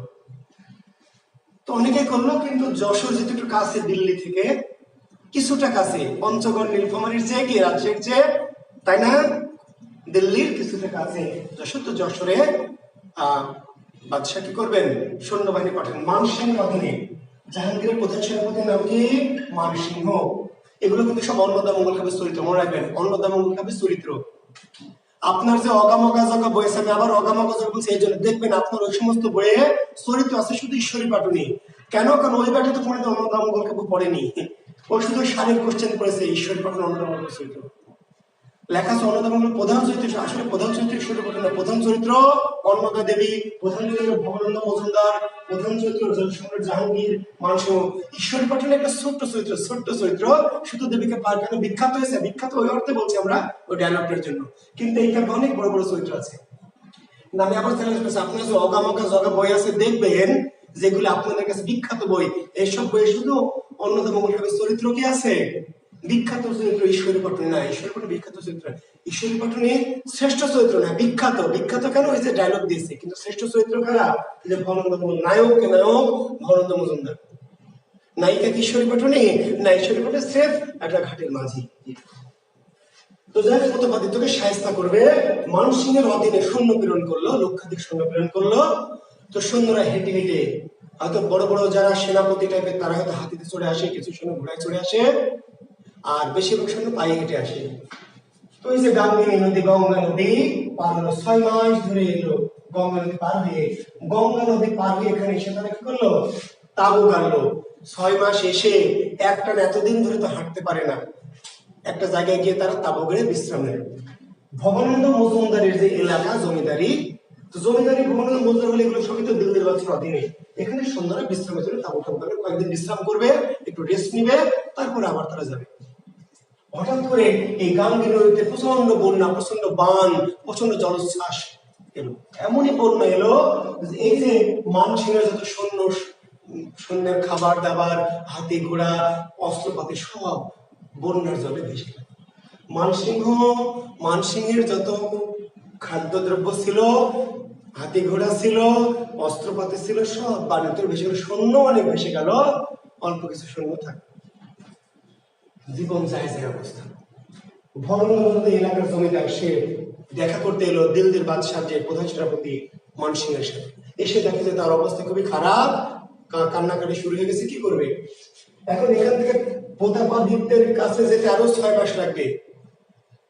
প্রতাপাদিত্যের রাজ্য দিল্লিতে যশোরে যেতে আরো 6 মাস লাগবে, তাহলে খাবার দাবার নাই, অস্ত্রপাতি নাই, গিয়ে কি করবে, আবার যে দিল্লিতে ফেরত যাবে, দিল্লিতে ফেরত যেতে 6 মাস লাগবে, মৃত্যু অনিবার্য। যেদিকে যাক এত সৈন্যের খাবারও নাই, কিছুই নাই, মৃত্যু অনিবার্য, অবধারিত। ভবানন্দ মজুমদার মানসিংহকে বললো যে, মানসিংহ হুজুর আপনার কোনো টেনশন নাই, আমি আপনাকে খাবার দিব, কত খাবার লাগবে। তো মানসিংহ খুব আশ্চর্য হলেন, পাগলা বলে কি, মোগল বাদশাহ জাহাঙ্গীর যে সৈন্যের খাবার দিতে হিমশিম খেয়ে যায়, আরে সামনে একটা জমিদার বলছে, না হুজুর আপনি বলেন, দেখেন আমি দিব। বলছে ঠিক আছে দাও দেখি, আমার এত খাবার লাগবে, এত হাতি ঘোড়া লাগবে, এত লোক দাও। ভবানন্দ মজুমদার পরদিন এনে তাকে অনেক খাবার দিল, অনেক অস্ত্র দিল, অনেক হাতি ঘোড়া দিল। মানুষ খুব আশ্চর্য হলো যে কে সামান্য ছোট একজন জমিদার কাছে এত কিছু কোথা থেকে পেল, এটা এত খাবার কে দিল। ভবানন্দ বলছে, পৃথিবীকে যে অন্ন দেয় সেই দেবী আমাকে অন্ন দিয়েছে, গোটা পৃথিবীকে যে অন্ন দেন সে অন্নদা আমাকে অন্ন দিয়েছে, কাজে একটু তুমি যদি আরো অন্ন চাও, যত চাও তত আমি দিতে পারবো, আমি তো দিচ্ছি না, আমি দিচ্ছি কার, অন্নদা দেবীর কৃপায়, যে গোটা পৃথিবীর মানুষকে অন্ন দেয়, তার কাছে সম্রাট জাহাঙ্গীরের এই 1 লক্ষ সৈন্যের অন্ন, এটা তো কিছুই না। তো যাই হোক মানসিক অন্ন বস্ত্র নিল, খাবার দাবার, হাতি ঘোড়া নিল, অস্ত্রপাতি নিয়ে যশোরে গেল, গিয়ে রাজা প্রতাপাদিত্যকে পরাজিত করে, প্রতাপাদিত্যকে তেলে ভেজে ফ্রাই করে নিল, দিল্লির বাদশার দরবারে উপস্থিত করতে হবে। এমনি যদি নেয় তাহলে তো কি হবে, দেহটা পচে নষ্ট হয়ে যাবে, নিয়ে যাওয়া যাবে না, পচে দুর্গন্ধ হবে। প্রতাপাদিত্য কি করলো, তেলের মধ্যে গরম তেলে ফ্রাই করে তারা ঘোড়ার পিঠে করে রওনা দিল। যাওয়ার পথে আবার ভবানন্দ মজুমদারের সাথে সাক্ষাৎ করলো। এবার মানসিংহ নিজেই তাকে বলে, তুমি আমার অনেক উপকার করেছো, আর যশোর রাজ্যটা যখন ফাঁকা, রাজাকে আমরা পরাজিত করলাম, তুমি আমাদের সাথে দিল্লিতে চলো, দিল্লিতে গেলে আমি দিল্লির বাদশাকে বলে এই যশোরের রাজত্ব তোমাকে দেব। ভবানন্দ মজুমদারকে যেহেতু যশোরের রাজা প্রতাপাদিত্যকে পরাজিত করে নিহত করা হলো, তাহলে এই রাজ্যের রাজাকে নিয়োগ দিবে দিল্লির বাদশাহ। তো মানসিংহ বললো যে তুমি আমাদের সাথে দিল্লিতে চলো, আমি জাহাপানাকে বলে এই রাজ্যে তুমি জমিদারি থেকে তোমাকে দিল্লির যশোরের রাজত্বটা তোমাকে দিয়ে দিব। তো যাই হোক, তখন ভবানন্দ মজুমদার প্রথমে অনিচ্ছা করেছিল, পরে তখন মানুষের পিড়াপিড়ি করলো, তখন রাজি হলো। মানুষ সিংহকে সাথে নিয়ে ভবানন্দ মজুমদার কি করলো, দিল্লিতে চলে গেল, দিল্লির বাদশাহ জাহাঙ্গীর। জাহাঙ্গীরের দরবারে গিয়ে মানসিংহ পরিচয় করে দিল, তার প্রশংসা করলো, গুণকীর্তন করলো এবং বললো যে এরকম দেবী অন্নদার কৃপায় এই ভবনন্দ মজুমদার আমাদেরকে কি করেছে, এত এত এত। দিল্লির বাদশাহ জাহাঙ্গীর হেসে অস্থির, বলে কি পাগলা নাকি, এ আবার কি দেবী ফেবি, আবার কি যত সব ভূত পেতে পিশাচের কারবার, এসব কিছু না, সব বানোয়াট। ভবনন্দ যুক্তিতর্ক দিল যে না, এটা যুক্তিতর্ক একটা আছে, ওখানে দেখবেন। ভবনন্দের সাথে জাহাঙ্গীরের কি পাচ্ছার তর্ক। জাহাঙ্গীর পাচ্ছা, পাচ্ছা মানে বাদশাহ, মধ্যযুগে বাদশাকে বলা হয় পাচ্ছা। জাহাঙ্গীর পাচ্ছার সাথে ভবনন্দের তর্ক বিতর্ক। জাহাঙ্গীর মুসলমান ধর্মের পক্ষে যুক্তিতর্ক দেওয়া শুরু করলো, ভবনন্দ তার দেবদের পক্ষে যুক্তিতর্ক দেওয়া শুরু করলো। এক সময় দিল্লির বাদশাহ জাহাঙ্গীর রেগে গিয়ে বললেন, এই বেটাকে বন্দি কর, বন্দি করে হাত পা বেঁধে কারাগারে রাখ, দেখি ওর কোন ভূত পেত্নী দেবী ওকে বাঁচায় সেটা আমি দেখি। এবার ভবনন্দ মজুমদারকে বেঁধে কারাগারে বন্দি করে রাখলো, অন্ধকার প্রকোষ্ঠে বন্দি করে রাখলো। কয়েকদিন পরে দেশে দুর্ভিক্ষ শুরু হয়ে গেল, ফসল, জমির ফসল সব শুকিয়ে নষ্ট হয়ে গেল, গাছের ফল ফসল সব শুকিয়ে ঝরে গেল, এমনকি গোলার ধান পাট পচে গেল, কোনো ফসল আর পৃথিবীতে কোনো ফসল না, অন্ন নাই, চারদিকে দুর্ভিক্ষ। সম্রাট জাহাঙ্গীর এরও খাবার নাই, না খেয়ে আছে, দুর্ভিক্ষ দেখা। এবার পণ্ডিতদের ডাক হলো, পণ্ডিতরা দিনক্ষণ গুনে তারা স্থির করলো, যখন থেকে ভবনন্দ মজুমদারকে বন্দী করা হয়েছে তখন থেকে এই অলক্ষণটা শুরু হয়েছে। সবাই পরামর্শ দিল যে ভবনন্দ মজুমদারকে কি করতে হবে, ছেড়ে দিতে হবে। দিল্লির বাদশাহ জাহাঙ্গীর কিছুতেই ছাড়বে না, কিন্তু কয়েকদিন পরে, আরো কিছুদিন পরে, জাহাঙ্গীরেরও কোনো খাবার নাই, কি খাবে, কোনো খাবার, হাড়িরও খাবার নেই, কোনো, সব খাবার একদম কি নষ্ট হয়ে পচে গেছে, কোনো ফসল না, গাছপালা মরে শুকিয়ে সব একদম কি চুন হয়ে গেছে। এবার সবাই যখন চাপ সৃষ্টি করলো, মন্ত্রীরা, রাজা, উজির, সবাই যখন সম্রাট জাহাঙ্গীরকে চাপ সৃষ্টি করলো, তখন জাহাঙ্গীর অনিচ্ছা সত্ত্বেও বললো যে হুজুর তাকে ছেড়ে দিয়ে দেখেন না কি হয়, দেখি আমরা পরীক্ষা, ওকে ছেড়ে দিয়ে দেখি না, ভালো হয়ে। তখন ভবনন্দ মজুমদারকে ছেড়ে দেওয়া হলো। যেই না ভবনন্দকে কারাগার থেকে মুক্ত করে দেওয়া হলো, অমনি জমির ফসল আবার যেমন ছিল আগের মতোই কি ঝলমল করতে লাগলো, গাছে গাছে ডাব, নারকেল, কলা আবার আগের মতো ঝুলতে লাগলো, গোলাপে হাড়িতে ধান চালা আগের মতোই হয়ে গেল। সবাই বলেন সুবহানাল্লাহ। না ভাই, বলেন না, মজা করছি। দিল্লির বাদশাহ দেখলো যে আরে, এ তো তাই, এ তো বিশাল ব্যাপার, কেন এমন হলো? দেবী অন্নদার কৃপায়।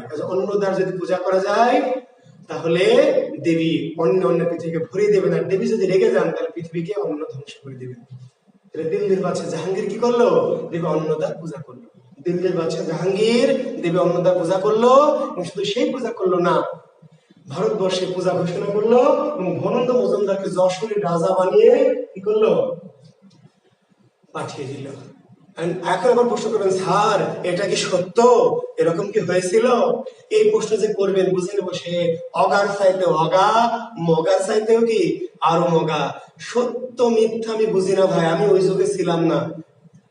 এটা কবি ভারতচন্দ্র রায়গুণাকর দেবী অন্নদার পূজা প্রচারের জন্য দেবী অন্নদার মাহাত্ম্য কীর্তন করতে গিয়ে করিয়েছেন। সত্য না মিথ্যা ছিল, যারা হিন্দু ভক্ত, যারা দেবীর ভক্ত, তারা বিশ্বাস করবে যে সত্য ছিল।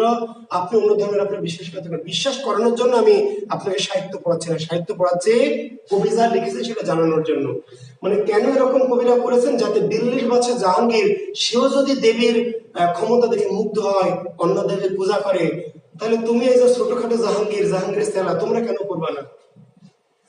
কেন সম্রাট জাহাঙ্গীরকে এই দেবীর বসতা শেয়ার করতে চাওয়া হয়েছে? বোঝাতে চাওয়া হয়েছে যে দেবী, সম্রাট জাহাঙ্গীরও যদি দেবীর কাছে বসতা শেয়ার করে, দেবীকে যদি মানে, দেবীর পূজা করে, তাহলে তোমরা কেন করবা না? অতঃপর ভারতবর্ষে দেবী অন্নদার পূজা প্রচার হলো, এবং সমস্ত ভারতের মানুষ সুখে শান্তিতে বাস করতে লাগলো।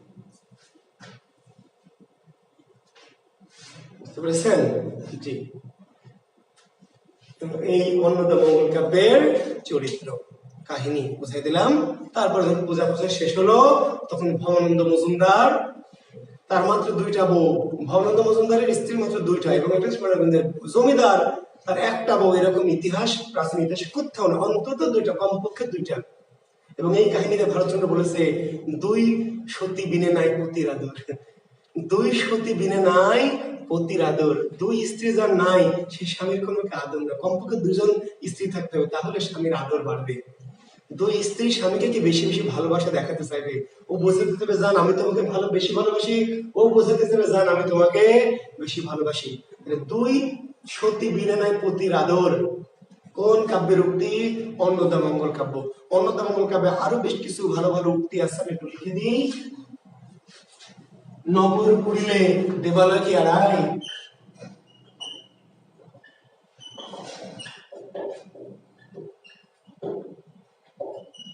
নগর পুরিলে আসবে কোন কাব্যের উক্তি? নগর পুরিলে দেবালয় কি আড়াই,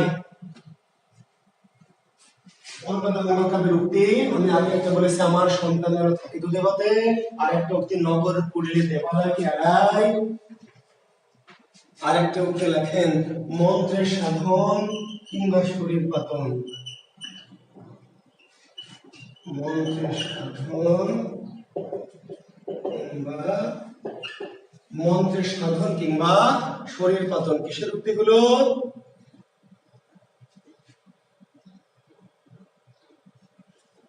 অন্নদামঙ্গল কাব্যের উক্তি।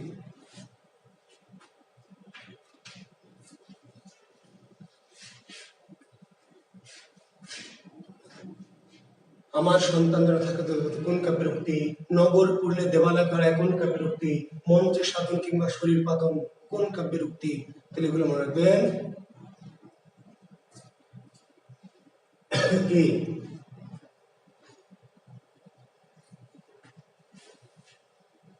অন্নদামঙ্গল কাব্যের উক্তি। যাই হোক, কাহিনী শেষে দেবী আমাদের ভবানন্দ মজুমদারের পূজা শেষ হলো। এবার তিনি তার দুই স্ত্রীকে পাশে বসিয়ে পুষ্পক রথ এলো, পুষ্পক রথে উঠে ডাইরেক্ট কি স্বর্গে চলে গেলেন। অতঃপর তারা সুখে শান্তিতে বাস করলেন এবং পৃথিবীতে অন্নদা দেবীর পূজা প্রচারিত। এই হচ্ছে অন্নদামঙ্গল কাব্যের কাহিনী। এখন আমরা চলে যাব আমাদের এর বাইরে দুটি অপ্রধান মঙ্গল কাব্য আছে। একটি নাম হচ্ছে কি কালিকা মঙ্গল। আচ্ছা, তার আগে একটু বলে নিই, অন্নদামঙ্গল কাব্যের কাহিনীর আবার তিনটি খণ্ড, এটা বলা পরে আবার ভুলে যাব। অন্নদামঙ্গল কাব্যের কাহিনীর তিনটি খণ্ড। অন্নদামঙ্গল কাব্যের কাহিনীর খণ্ড কয়টি? তিনটি। একটি হচ্ছে শিব নারায়ণ অন্নদামঙ্গল। শিব নারায়ণ অন্নদামঙ্গল, অর্থাৎ অন্নদা যে শিবের স্ত্রী, শিবের পতি, শিবের আর অন্নদার সংসারে কি অবস্থা ছিল, সংসারের যে বর্ণনা। শিব নারায়ণ, নারায়ণ শিবের সাথে স্ত্রী অন্নদা যে পারিবারিক জীবন, হিমালয়ের কি কৈলাস শৃঙ্গের মানুষ সরোবরে এই শিব এবং অন্নদার যে সংসার, পারিবারিক জীবন ইত্যাদি ইত্যাদি নিয়ে এই অন্নদামঙ্গল কাব্যের প্রথম যে খণ্ড শিব নারায়ণ কি অন্নদামঙ্গল। এরপরে হলো কালিকা মঙ্গল বিদ্যা সুন্দর। কালিকা মঙ্গল বিদ্যা সুন্দর তৃতীয় খণ্ড বা পর্বের নাম কি? কালিকা মঙ্গল বিদ্যা সুন্দর, বা কোনো বই লেখা বিদ্যা সুন্দর কালিকা মঙ্গল। এই ক্ষেত্রে অন্নদা দেবীর গুণ কীর্তন করা হয়েছে, কিন্তু কালীর কীর্তন বা কালী পূজারও একটু মাহাত্ম্য বর্ণনা করা হয়েছে। এবং এর মূল বিষয়টা বিদ্যা সুন্দর, বিদ্যা এবং সুন্দরের কি প্রেম কাহিনী। এটা আমার কাছে একটু অপ্রাসঙ্গিক মনে হয়েছে চণ্ডীমঙ্গল কাব্যের কাহিনী, তবু আছে। প্রথম কাহিনীটা ঠিক আছে, অন্নদার সাথে শিবের, স্বামী শিবের সাথে দেবী অন্নদার যে পারিবারিক জীবন। মাঝের কাহিনীটা কালিকা মঙ্গল বিদ্যা অন্নদামঙ্গলেরই কাহিনী, কিন্তু এখানে কালীর গুণ কীর্তন করা হয়েছে, প্লাস বিদ্যা সুন্দর, বিদ্যা এবং কি সুন্দরের প্রেম কাহিনী। সুন্দরী রাজকন্যা বিদ্যার সাথে সুন্দর নামক একজন সুন্দর যুবরাজের প্রেম কাহিনী হলো এই অংশটার কাহিনী। এটা অনেকটা প্রক্ষিপ্ত অংশের মতো। আর মূল অংশ হলো মানসিংহ ভবানন্দ আখ্যান। মানসিংহ ভবানন্দ,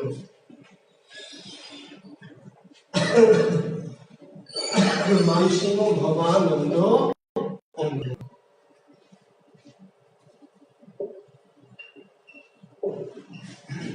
তো অন্নদামঙ্গল কাব্যের কাহিনীর তিনটি অংশ: শিব নারায়ণ অন্নদামঙ্গল, কালিকা মঙ্গল বিদ্যাসুন্দর এবং মানসিংহ ভবানন্দ আখ্যান। মানসিংহ ভবানন্দ আখ্যান।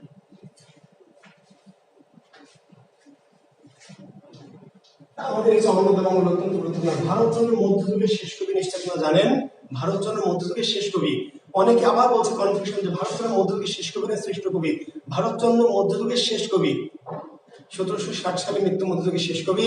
আর মধ্যযুগের শ্রেষ্ঠ কবি মুকুন্দরাম চক্রবর্তী। অন্য কোথাও অন্য কিছু থাকলে সেটা আপনার বিষয়।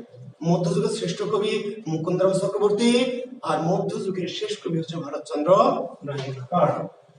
আরেকটি মঙ্গল কাব্য আছে কালিকা মঙ্গল। দেখেন একটু আগে আমরা বললাম যে কালিকা মঙ্গল অন্নদামঙ্গল কাব্যের একটা অংশ, কিন্তু আলাদা করে আছে কালিকা মঙ্গল। আলাদা করে কালী দেবী কালীর উদ্দেশ্য বা কালীর পূজা প্রচারের উদ্দেশ্যে কালিকা মঙ্গল, এবং এটারও কাহিনী কালিকা মঙ্গল বিদ্যাসুন্দর। কালিকা মঙ্গল কাহিনী কম গুরুত্বপূর্ণ কাহিনী, কারণ এখানে কালীর বন্ধন আছে কি প্রেম কাহিনী বেশি। কালীর মঙ্গল কীর্তন আছে প্রেম কাহিনী, আদি রসের প্রেম কাহিনী, বিদ্যা এবং সুন্দরের যে প্রেম, এই প্রেমটাই মূলত এখানকার মূল বিষয়। তো কালিকা মঙ্গলের আদি কবিকে কবি কঙ্ক। কালিকা মঙ্গল কাব্যের আদি কবি কবি কঙ্ক। কবি কঙ্ক কালিকা মঙ্গলই লিখতে চেয়েছিলেন, কিন্তু তিনি হঠাৎ করে প্রেম কাহিনীতে ঢুকে পড়েছেন এবং এই কাহিনীটা তিনি বিলহন নামক, বিলহন পাঞ্জাব কবি, পাঞ্জাবের, পাঞ্জাব তো না ঠিক, এটা ঠিক পাঞ্জাব বলা যাবে না, এটা হচ্ছে আপনার এখনকার যে আমাদের ভূস্বর্গ কাশ্মীর, কাশ্মীরের কবি বিলহন রচিত সৌর পঞ্চাশিকা। সৌর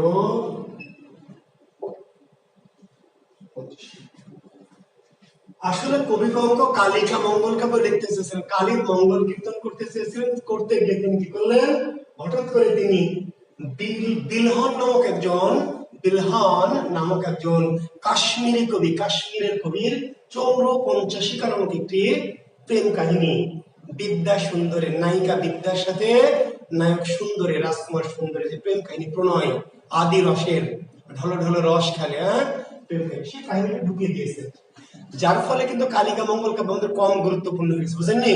চণ্ডী মঙ্গল যেমন বিখ্যাত, অন্নদামঙ্গল বিখ্যাত, কিন্তু কালিকা মঙ্গল বিখ্যাত না কেন? এখানে মঙ্গল নাই, এখানে আদি রসের প্রেম কাহিনী। জি, তবুও আমরা অনেক সময় প্রশ্ন হয় যে কালিকা মঙ্গল কাব্যের আদি কবির নাম কি? তার বলবেন কবি কঙ্ক। আর কালিকা মঙ্গল কাব্য কাকে নিয়ে লেখা হয়েছে? বলবেন দেবী কালীকে নিয়ে। তবে মূল কাহিনীটা কি? বিদ্যার সুন্দরের কাহিনী, বিদ্যা এবং কি সুন্দরের কাহিনী।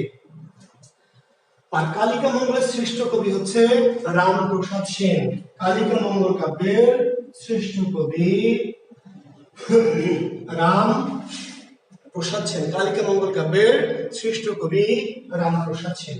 তাহলে কালিকা মঙ্গল কাব্যের আদি কবি, প্রথম কবি কবি কঙ্ক, শ্রেষ্ঠ কবি রামপ্রসাদ সেন।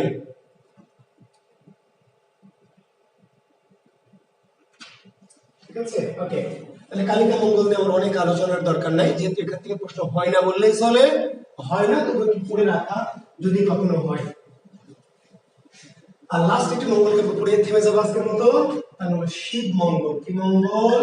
শিব মঙ্গল, যার অপর নাম শিবায়ন। শিব মঙ্গল কাব্য কাকে নিয়ে রচিত হয়েছে? মহাদেব শিবকে নিয়ে।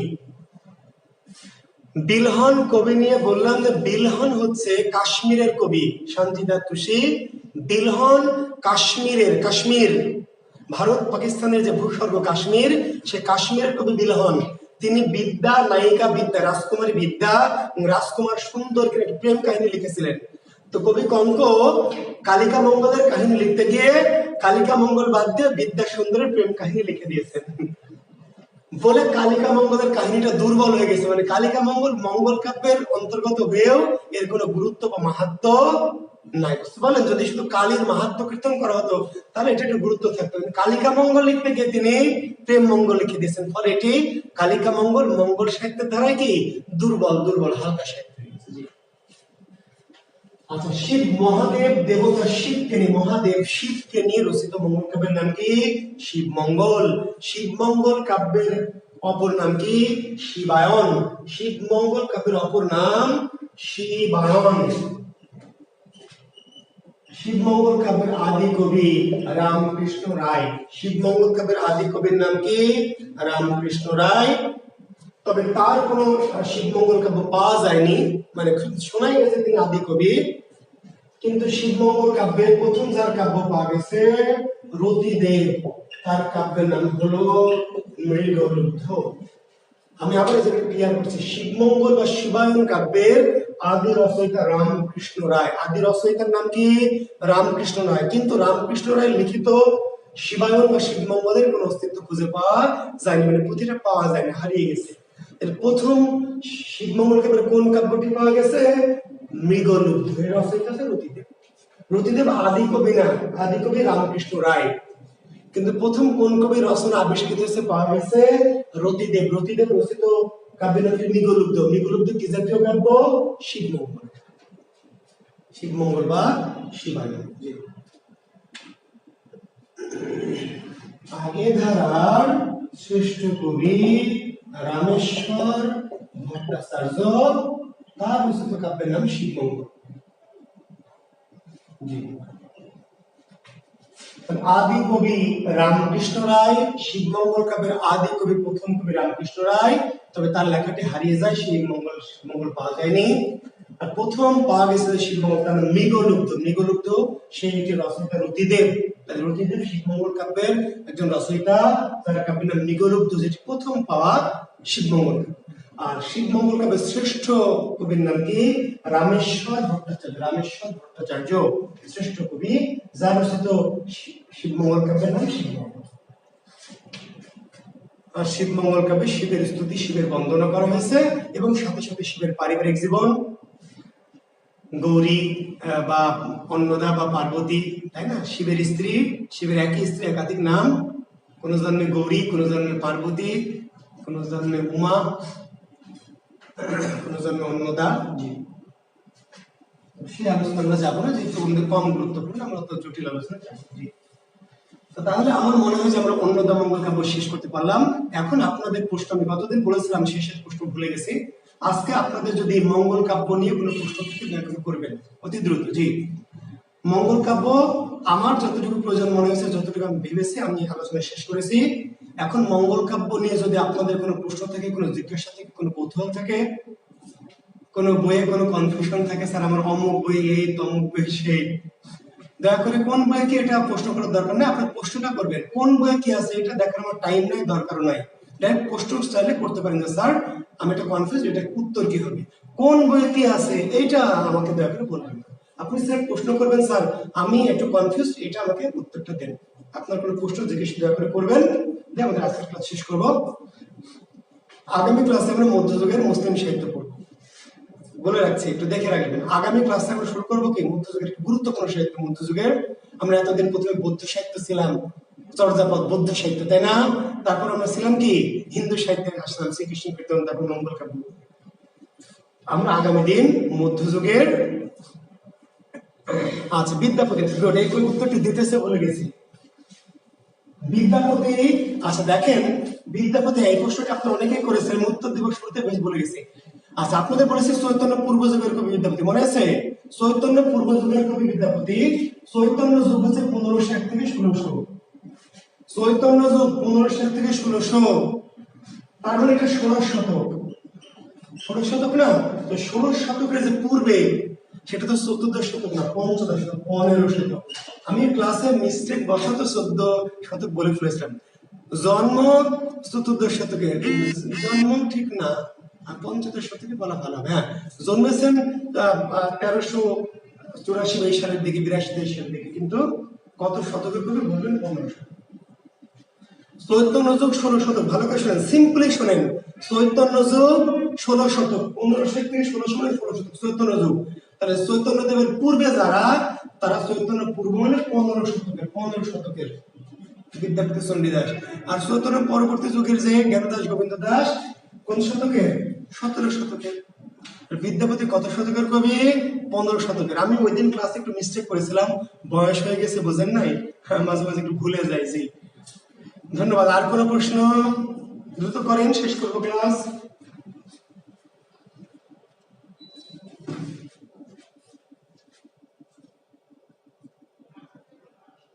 পদ্মাপুরাণ কাব্য যে নারায়ণ দেব পদ্মপুরাণ লিখেছেন বিজয়গুপ্ত, অনেক 30 জন কবি মঙ্গল কাব্য লিখেছেন, 30 জন কবি মঙ্গল কাব্য লিখেছেন।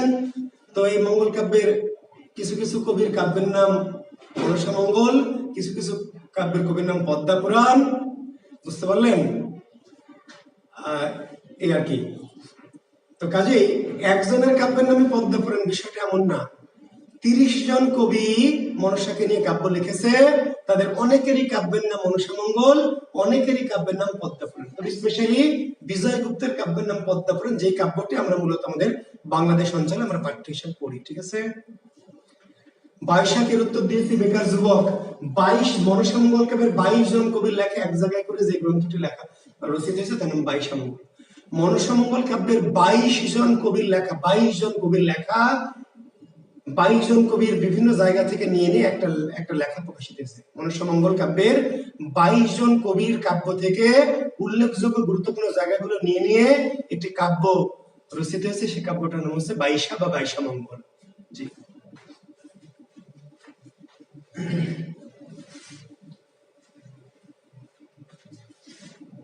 কি প্রশ্ন আর কোনো?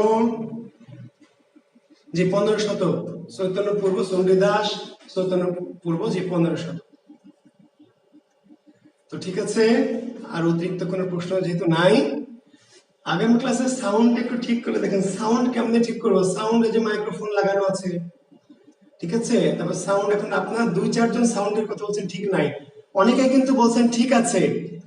এখন যদি সবাই বলতেন ঠিক নাই তাহলে সেটা একটা ভিন্ন বিষয় ছিল। অনেকে যেহেতু বলছেন ঠিক আছে, 2-4 জন বলছেন ঠিক নাই, তো যারা বলছেন ঠিক নাই তাহলে আমার মনে হয় যে প্রবলেমটা তাদের। আমি কিন্তু এই জন্য জিজ্ঞেস করেছি যে সাউন্ড যারা বলছেন ঠিক নাই তাদের প্রবলেম হয় তারা মাইক্রোফোন ইউজ করবেন, অথবা বুঝতে হবে তাদের নিজস্ব নেট প্রবলেম। আর আগামী ক্লাসে পরীক্ষা হবে, ধন্যবাদ, আগামী ক্লাসে পরীক্ষা হবে শনিবার। কিসের পরীক্ষা? মঙ্গল যুগ। জি, আগামী ক্লাসের শেষে পরীক্ষা হবে। কিসের? তাহলে আগামী দিন 11টা থেকে ক্লাস, আগামী শনিবার 11টা থেকে ক্লাস, ক্লাসে 12:30টার সময় কি পরীক্ষা হবে? কোন বিষয়ে? মঙ্গল যুগ। জি, তো আশা করছি আপনাদের মঙ্গল হবে আগামী দিন, মঙ্গল কাব্য পড়ে আসবেন। ধন্যবাদ সবাইকে। মন্ত্রের সাধন কিংবা শরীর পতন একটু ব্যাখ্যা করবো স্যার? না স্যার, আজকে ব্যাখ্যা করছি না স্যার। মন্ত্রের সাধন কিংবা শরীর পতন sir, no prince sir, do or die sir, do or die sir.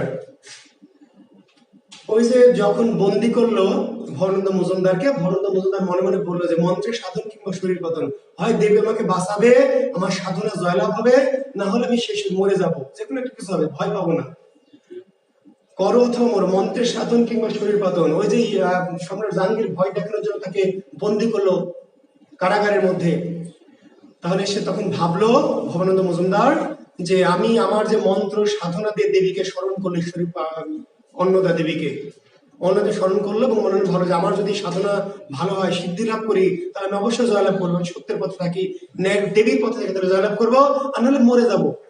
হয় মন্ত্র জয়লাভ করবে, না হলে কি দেহ শেষ হয়ে যাবে, হোক মন্ত্রের সাধন কিংবা শরীর পতন, মানে আমি হয় জয়লাভ করব, আর না হলে আমার শরীর পাতন, মানে আমি মরে যাব, ডু অর ডাই। এই ব্যাখ্যা আরেকদিন আরো ভালো করে দিব। এটি সিম্পল ব্যাখ্যা যে আমি হয় সাধনায় সিদ্ধি লাভ করব, সফল হব, আর না হলে ওই যে বিশেষ ক্যাডার হতে এসছেন, আরাম আয়েশও করবেন, বান্ধবীর সাথে ফেসবুকিংও মারবেন, খালাতো বোনের সাথে এটা ওটাও করবেন, আর বিশেষ ক্যাডার হবে নো।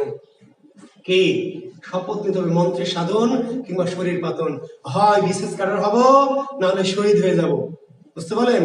শহীদ হয়ে গেলে আমার ব্যাসের নাম দিব শহীদ কি নো প্রিন্স ব্যাস, শহীদ মুন্সি আব্দুল্লাহ ব্যাস, শহীদ আওলাদ হোসেন ব্যাস। যে হয় বিশেষ ক্যাডার হবেন, না হলে শহীদ হয়ে যাবেন। জি, এর নাম মন্ত্রের সাধন কিংবা শরীর পাতন। একটু একটু পড়বেনও, একটু একটু আড্ডাও মারবেন, একটু একটু বিড়িও টানবেন, একটু একটু ফেসবুকেও থাকবেন, সবকিছু করলে তো ভাই হবে না। তাহলে কি শপথ করতে হবে? মন্ত্রের সাধন কিংবা শরীর পাতন, ডু অর ডাই, হয় বিশেষ ক্যাডার হব, নাহলে ধ্বংস হয়ে যাব। ওকে, জি ধন্যবাদ, শুভকামনা। জি, শুভ অপরাহ্ন, ভালো থাকবেন, সুন্দর থাকবেন, সুস্থ থাকবেন, আল্লাহ হাফেজ।